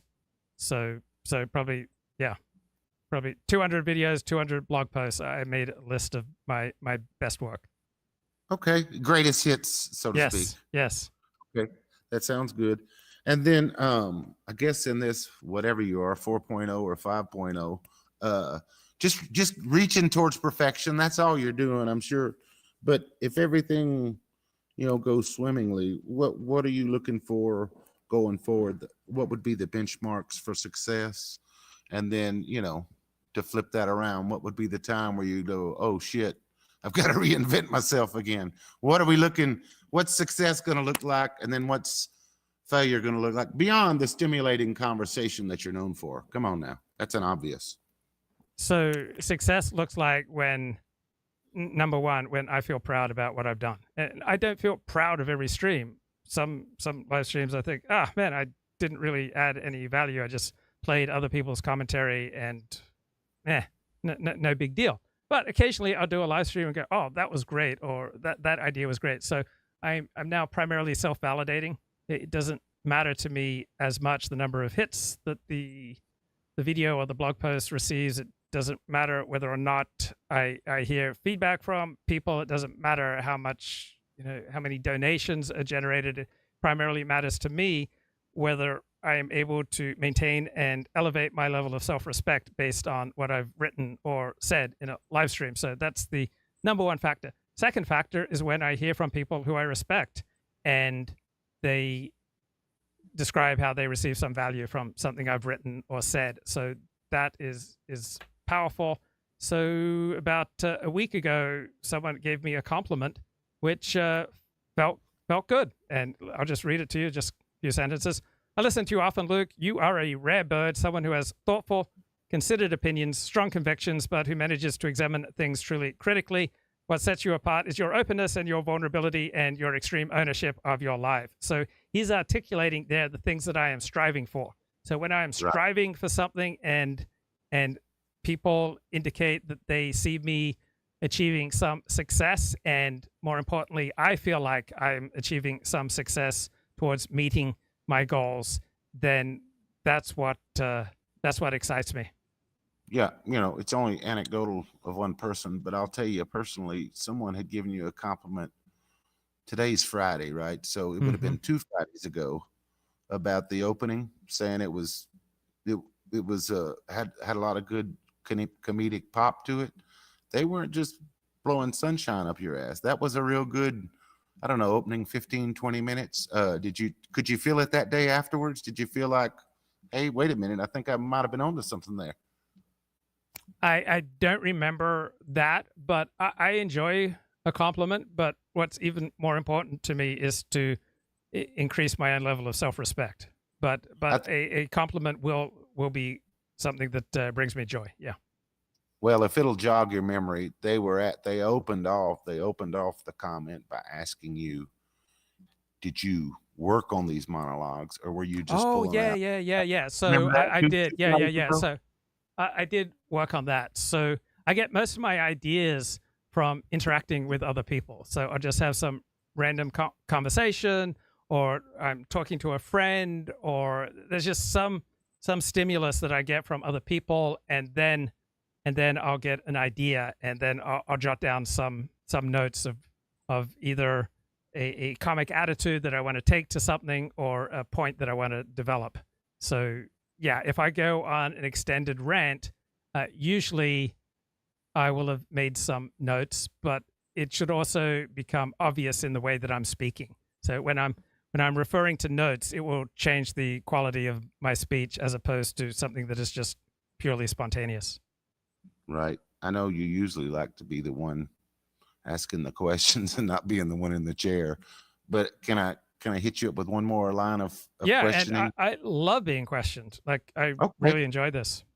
Okay, because again, this is from basically, I didn't even know you until the day that I called you, maybe about 6 months ago, and then so I don't want you to assume that I know everything about the Luke Ford, because it kind of surprises me sometimes when you won't be on and I'll look at an old show or whatever, because everybody's different. But anyway, I don't know about the whole beef capsule thing. Am I getting it right? You said your life was a 180-degree change with the beef capsules, right? Yes. So I had lifelong health problems, weakness, fatigue. It was particularly devastating for 6 years between 1988 and 1994. And then my friend Nathan Kofnes, he did a PhD in the philosophy of biology. And I think as part of his PhD thesis, he did an academic paper examining studies on the effects of vegetarianism. And he showed that particularly on children, it contributes to depression, social isolation, and has all sorts of negative health effects. And he had a period of vegetarianism himself. And then when he gave it up about age 27 and started eating steak, he grew an inch at age 27, which is very unusual. People aren't usually growing then. So This was approximately 2019, 2020 when I heard from him about this, and I recognized truth to what he was saying, but I faced a problem. I just cannot get myself to eat meat or eat fish. My whole body revolts against it because I've never done it. And so for years I was thinking, how can I get some meat and fish in me? I know it would do me good. And then some reason, either the idea came to me or it was just a suggestion on Amazon. In June of 2021, why didn't I try swallowing beef organ capsules? I'd never even heard of that possibility. And I tried many things. Like I tried bone broth and adding that into smoothies, and nothing had particularly worked.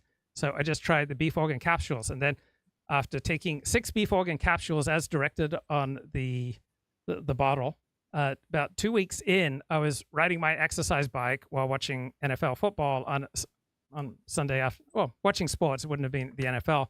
And I'd biked 10 miles and I realized I wasn't tired. And I thought, oh my God. And so from that moment on, I had normal levels of health and vitality available to me. Prior to that, when I would exercise much, I would get a relapse. I would feel sick if I engaged in much rigorous physical activity. And so I had to severely limit how much exercise I would do. But after I added beef organ capsules to my life, my body was able to assimilate exercise. And I think if I had to guess what's scientifically happening is that it's very difficult to metabolize vitamin B12. And millions of Americans suffer from this problem. And you can take the capsules and the tablets, and you may not be able to metabolize and assimilate the B12. And somehow I think there's something in these beef organ capsules that allows my body to assimilate B12, because millions of Americans have unnecessary chronic fatigue and health problems because they're not assimilating B12. And I just wish they could try these doggone capsules. Yeah. I guess what threw me for a loop and made it sort of, let's not say unbelievable, but just out there, was that you were so fit. I think you said like 1,000 or 1,100 sit-ups or whatever. And five, didn't you say 5 marathons you had done, something like that? Yeah. So I was sick a lot, but also I was at times quite physically vigorous. So I finished 5 marathons at age 12. And up until February of 1988, I was doing this workout routine of 120 pull-ups and 1,400 push-ups within 30 minutes, and finished it off with a 3-mile jog. So I was great. And then I got the flu, and I never recovered. It was like night and day. Something happened, and there was an outbreak of what's called chronic fatigue syndrome around this time in Lake Tahoe. So something like physiologically changed in me just night and day. I went from being physically fit to I would get sick if I even ran a mile. It just happened overnight. I don't know what happened, and I was never able to regain that physical vigor until I got on the beef organ capsules June 2021. Mm-hmm. That's just you were so fit, and all of a sudden went so far down. And then I don't know if that had happened to me. You're what we call a true believer. I think I would have been the Pied Piper of beef organ capsules from there to the end of time. You know what I'm saying? That didn't. What kept you from being a Jesus freak about the whole thing and just saying, "Hey, this is what every former vegetarian needs, and I got to give it to them." Well, I do try to share that gospel. It absolutely changed my life, and I'm quite aware of millions of Americans whose lives were devastated by chronic fatigue syndrome. So I never joined CFS support groups, but it was the dominant terminology and understanding of the reality of my life that was kind of there, largely unstated. I didn't like to talk about it, but I would talk about it a little bit publicly. But I would read many books on chronic fatigue syndrome. I kept looking for cures for it from 1989. So it was my uncle in Australia who sent me an article that first mentioned the term chronic fatigue syndrome in something like March of 1989. And so that was a dominant paradigm of how I understood my physical challenges until June of 2021. So there's a devastating documentary about it called I Remember Me, about a high school student whose life was just severely curtailed by chronic fatigue syndrome and other heartbreaking stories. And yeah, I'd keep reading books. I'd keep looking for cures. I'd find out this or that and try it. And nothing really helped significantly until the beef organ capsules. And then night and day, 2 weeks later, I was a man again. Okay. Well, I've kept you long enough. Just no pressure, but just make sure to, in the next 30 minutes, to share with me the most interesting thing I've heard all year. Or just all week. How about that? No pressure. You think you can do that in the next 30 minutes? Maybe if it comes to mind, I will. Okay. I'll be waiting for the profundity. Good talking to you, bro. See okay, you. Take care, Kip. Bye-bye. So perhaps one answer would be this book, the Wolves of K Street, and how corporations have become such powerful lobbying forces, and that public policy is now largely shaped by corporations since about 1980, rather than in consumer interests. So that would be an important thing that I've learned over the past week. Blindingly obvious. Lee Kuan Yew was elected. Yes, Singapore has a more authoritarian style of doing things. He certainly had some, Lee Kuan Yew had authoritarian tendencies, but he was elected, right? He is not a hereditary monarch. Deng Xiaoping, of course, coming out of that party centralized control CCP. of the CCP. Yes, he was effective in many ways, and I agree with him that Mao was a lunatic. But these are not actually absolute monarchs. These are two random authoritarian-ish, at least, leaders, one of whom was elected and one of whom rose to power within a Communist Party framework. Yeah, and he's kind of just picking people. Like, I guess this is his point, right? Because he's selecting countries that have had successful economic transformations, right? Like, the Singapore is economically very successful, right? And emerged from a colonial regime to, a kind of managed democracy of a way. And Deng Xiaoping opened up China in terms of allowing more market activities, right? Basically making China highly capitalist, but with a communist, repressive, authoritarian government. But so he likes them. He likes them as examples of this kind of rule that he's talking about, which is it produces success and it is very focused around an individual who wields a lot of power, like in a centralized way. But that's the thing which doesn't make sense for his argument, which is like, it's not controversial to say they were both very effective leaders, right? But it's not enough to say, like, he's proposing some sort of system, right? When you talk, like, you can't just pick people. Like, I like Julius Caesar. Julius Caesar is the kind of leader that I want. So, let's do it like the Romans did.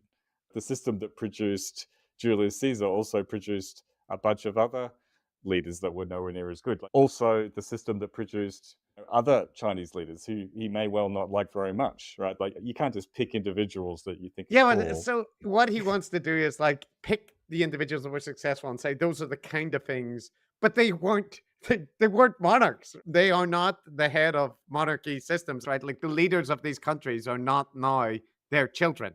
So he's it's like stolen valor in a way, like saying, well, these are obviously they're not perfect examples, but they're kind of successful individuals. And you're like, right, yeah, but they're not successful monarchies, right? Yes. And now, if you're going to praise the communists on trigonometry, obviously, I was just thinking how the suffering of one friend has had more of a psychological impact on me than the likely pleasure and benefit that thousands of people who I don't know might have received from some of my edgier shows. All right, let's catch up with the chat. Good friend of the show, Art Bell, is back. So I have taken fish oil capsules didn't receive any benefit.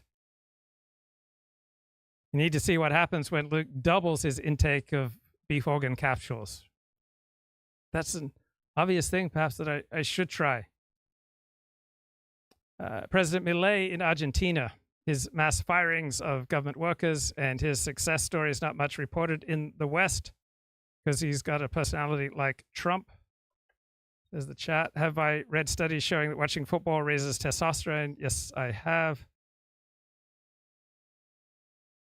More migrants means higher rent costs. Yes. When am I not covering millennial woes? Because once I start doing that, it's hard to think of a perspective or an approach that is not dangerous to my well-being. Maybe not dangerous, but it's hard to think of how does this benefit me? When your name and face are out there and your communal connections are at risk, connections that took years for you to develop, quit beating yourself up. Luke, you learned some big things. So I'm unaware of any important human connection that I've lost through my live streaming. Now, I'm aware on a secondhand basis of some opportunities that I've lost, but I'm not aware of losing any friends. Canada has a scoring system for immigrants. Why does not the United States nudge citizens to have more kids? Because there's been no effective policy or nudge that seems to work. Why no red carpet for Koreans and the Japanese? Well, we should admit fewer immigrants, but immigrants of higher quality, whether they are from Nigeria, Korea, Japan, or Australia. Boy, really enjoy having Kip on the show. And a large part of the reason that I enjoy having Kip on the show is that I think he's not particularly vulnerable to having his life destroyed or severely diminished by coming on the show. So I don't have to worry about him. When I was working as a reporter, it was a pleasure dealing with people who weren't fragile. It's not fun writing about and interacting with people who are fragile and who put an exorbitant amount of importance on what you write about them. As a reporter, you love people who are not fragile and needy and super vulnerable. You like people who are able to stand on their own 2 feet. There's a bit of an issue there, right? Because they're anti-communists, Matt. That's part of their thing. So Francis is going to bring up a point to consider here. But hang on a second, Curtis. So you're talking about innovation here. Look, but what about the Uyghurs? What about the Uyghurs? What about the Uyghurs?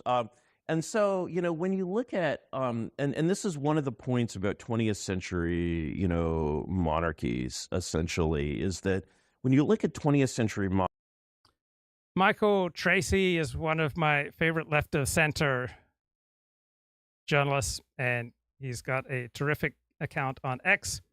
He writes, J.D. Vance's book Hillbilly Elegy is a searing critique of lower middle class cultural mores. According to Vance, Greater Appalachia fosters a culture that increasingly encourages social decay instead of counteracting it. He didn't think any public policy solutions could address the problem. This is consistent with Vivek Ramaswamy's present view. Vance says in Appalachia, too many young men are immune to hard work, and there's a willingness to blame everyone but yourself for economic misfortune and the pathologies that flow from this. For Vivek, the solution lies not in any public policy adjustments, but culturally hectoring these Americans to stop valorizing prom queens and watching Saturday morning cartoons. Vivek says they should instead adopt new cultural mores that advance their socioeconomic mobility. J.D. Vance speaks of a spiritual malady with this segment of Americans' malady, which he identifies as driving them to misguidedly support Donald Trump. So back in his Never Trump days, J.D. Vance's critique was very much in line with what Vivek is currently fulminating.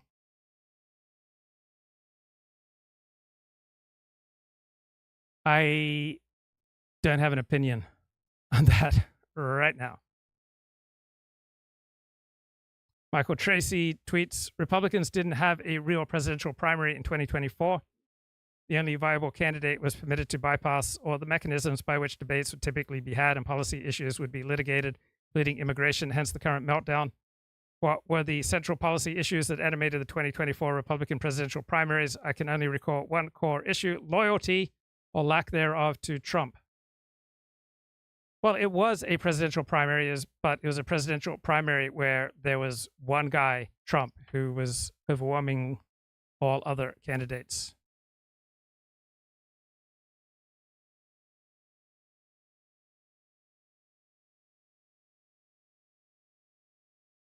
And there's Matthew on Twitter who says, J.D. Vance married someone whose family originated in India. Till Donald Trump comes out and repudiates this, it's safe to say that the current Trump administration hates Americans and wants them replaced with Indians. I think that is absurd. Right? J.D. Vance married an accomplished, intelligent, formidable, attractive woman. And why should Donald Trump repudiate that? And I understand there are advantages to marrying someone from your tribe, your race, your religion, but there are also advantages having a wider net and marrying someone who's different from you. So children of a racially mixed marriages face certain challenges, greater or lesser challenges depending on particular community, and they also come with certain advantages. So I'm 1/16th Chinese. My father was 1/8 Chinese, and he would get mocked. He'd get called chinky because he was 1/8 Chinese. But I probably don't burn in the sun as often as people who have perhaps I have no idea, as people who have no Chinese ancestry. I think probably benefit from my 1/16th Chinese ancestry, but there'd be other benefits being something different. So I don't have any comprehensive argument, right? I understand why people would want to preserve a community and a tribe. And I know many Jews have considerable skepticism about converts. And there are strong arguments for that orientation, and there are strong arguments for opening up Jewish life to converts. So I can't summon outrage and really strong opinions on either side. Monarchies, or as we like to say, dictatorships. And you're seeing essentially, you see all of these kind of atrocities. And basically, one of the things that, Lord Acton, a great Englishman, said that absolute power corrupts absolutely. And I used to believe that. I used to be a kind of a classical liberal, even a libertarian. And I started to realize at a certain point why, you have, these sort of new monarchies, these fascisms in the 20th century, Hitler being the worst. Probably, the best of the 20th century fascist leaders is Salazar of Portugal. And, Salazar is a very, like a very mild fascist, but he still has a secret police. He still has, Salazar was more of an authoritarian than a fascist. Fascism was a particular response to the threat of totalitarian communism, and it was primarily employed in Italy, and perhaps the Nazis were also fascist. But fascism was racially blind, right? Fascism was not racist. If you're even in Mussolini's, Italy before the war, if you're, an anti-fascist in Mussolini's Italy, you get sent to an island, and it's not Auschwitz, right? And so, the sense of, the reason, when you say what about the Uyghurs, for example, you're basically looking. That's not an essential quality of any political system without regard to context.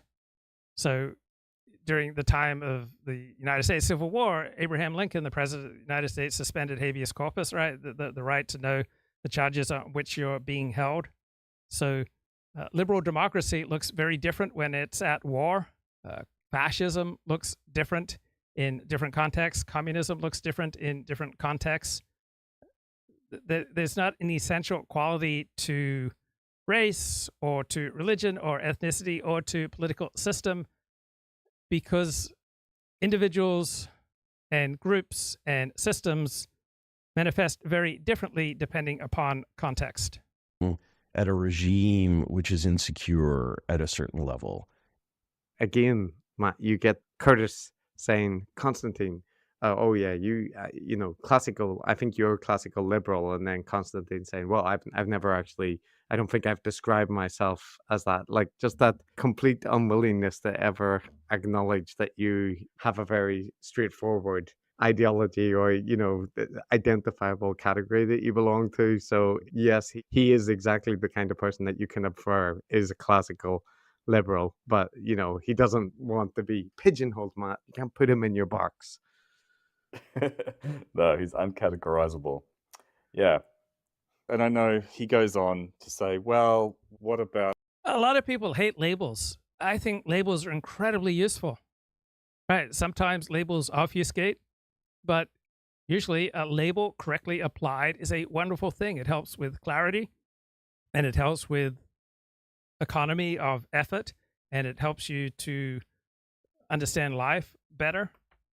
And this jejune, this juvenile, showy desire to be beyond labels is unimpressive. A significant part of who I am is someone at home in Orthodox Judaism. Significant part of who I am is someone who grew up in Australia. Significant part of who I am is someone who's lived most of the past 47 years in California. Significant part of who I am is writer. Significant part of who I am is a live streamer and blogger and Dallas Cowboy fan. Right? Accurate labels, they're great. And this desire to transcend labels is pathetic. The Americans in Afghanistan.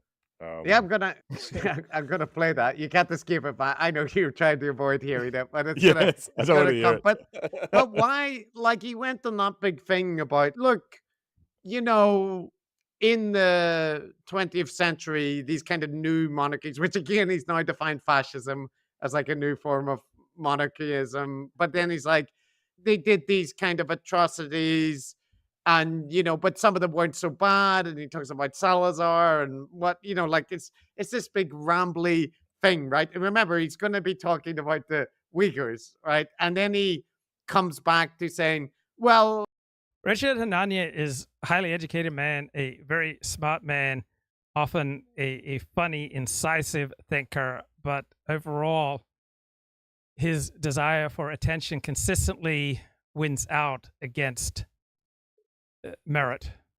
But let's hear him talk about assimilation. Let's see if he's got anything to say here. Argument.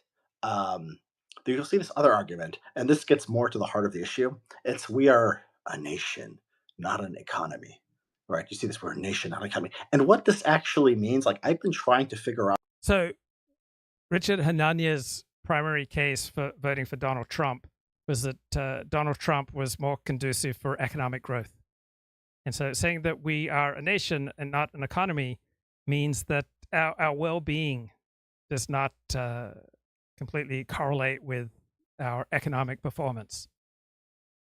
Right? That there are things that are greater for our nation state than GDP growth.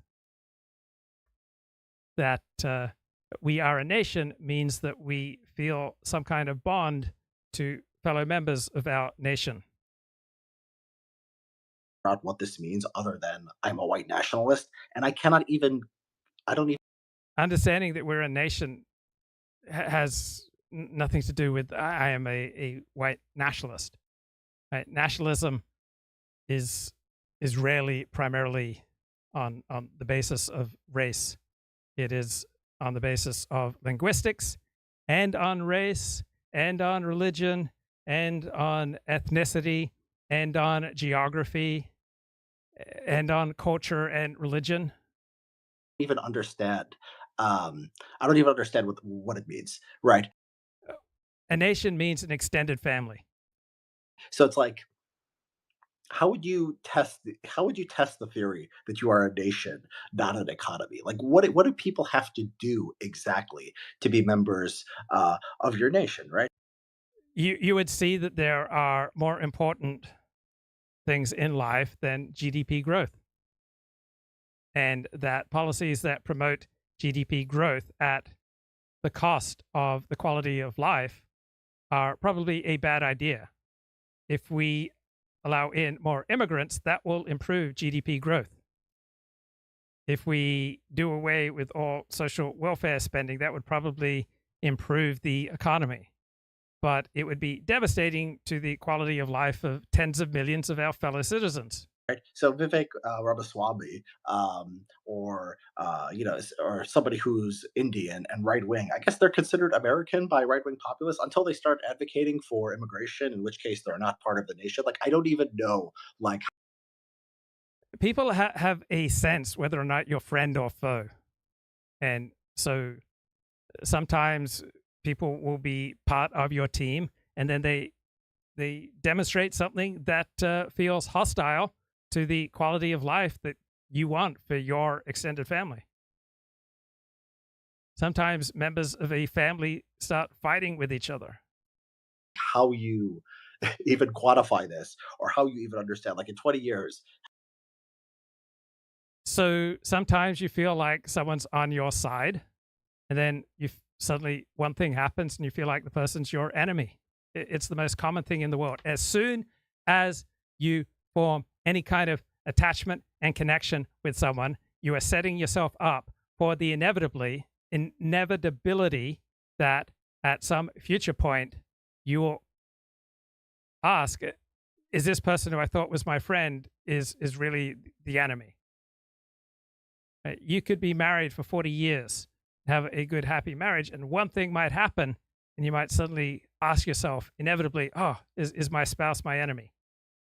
Because when circumstances change, right, someone who you thought was on your side, suddenly you might have very strong empirical reasons for questioning if they're truly aligned with your best interests. Have we become more of a nation rather than an economy? Like, it's like they don't have, like, numbers. They don't have, like, data. They don't have, like, predictions about. Nationalism is not primarily something that's rational. It's something that is felt. And just because you feel something, and just because there aren't data and metrics, doesn't mean that it is less real. Right? What kind of metrics do you use to measure love? Is love therefore not real because there aren't strong metrics to measure it? The world, right? I understand the sort of national identity thing where you're just, because look, the people who come to America, they're assimilating. I mean, they assimilate even if they're abroad. If you go to if you go to Europe. So this is shallow. Immigrants groups don't assimilate except in the most superficial of ways. They assimilate in their dress, in their accent, in some of their habits, but their life results pretty much stay the same. The Japanese in Japan and Japanese Americans have pretty similar life trajectories. They tend to have long lives. They tend to be educated. They tend to have low crime rates. They tend to have pretty solid family lives. On the other hand, West Africans have many things in common, in whether they're living in the United States or they're living in West Africa or in Australia or in Europe. Right? They often have many things in common in their life trajectories. They tend to enjoy disproportionate success in some areas of life and disproportionately painful and below average results in other areas of life. Or a lot of even developing countries. You'll be surprised at the extent to which people speak English, the extent to which they know about American politics and are interested in American politics, the extent to which they sort of look and talk like Americans. I mean, people come pre-assimilated. So America is like this global culture already, where even people in other countries are going to be in many ways familiar to you. And so the people who come here, like the second generation, they speak English, they do well in school for most. And they will generally have life results in alignment with the historical nature of their particular people. Ethnic groups. They have pretty low crime rates, pretty much almost every immigration group. And go look up my article on immigrant crime. No, they will have crime rates that are in the neighborhood of the crime rates from back home. If you want to see this, they do relative. They all do relatively well on that measure too. So immigrants from West Africa versus immigrants from Northern Europe versus immigrants from Northeast Asia will tend to have different life trajectories, life results, different crime rates. And so, like, what is left? And so, what are you actually saying when you're saying they're not American? Like, what? The more you have in common with other people, the better the odds that you're willing to sacrifice for them, the better the odds that you will be connected to them, the better the odds that you'll get along with them. The less you have in common with other people, the more likely you are to reduce your interactions with them. What is the measure that makes the fat guy in Ohio or West Virginia an American, and that does not make the Indian coder an American? I think it's often something like, well, they vote Republican, they vote Democrat, but no, people just have an instinctive feel: is this a friend or foe? Is this one of us, or is this someone who is different and possibly disturbing and a threat? It's a matter of feeling, and there are all sorts of feelings that are more valuable and more important than thought. It's not like thought and the elaboration of an idea into precise language is just universally, in all circumstances, just inherently superior to feelings that can't be articulated. Right? Sometimes feelings are more important for your survival and your thriving and your well-being than the most developed and precise thinking. Like, white people in Vermont vote Democrat, and people don't say, well, they're not Americans anymore. Like, maybe I don't get much value from Richard Hanania as I would like. Right? At times he adds value, but much of the time, not so much. He certainly has his moments, and let's leave it there. We haven't closed the song with haven't closed the show with a nice bit of music. This is my favorite hymn. It's from St. Andrew's Cathedral in Sydney. I love it.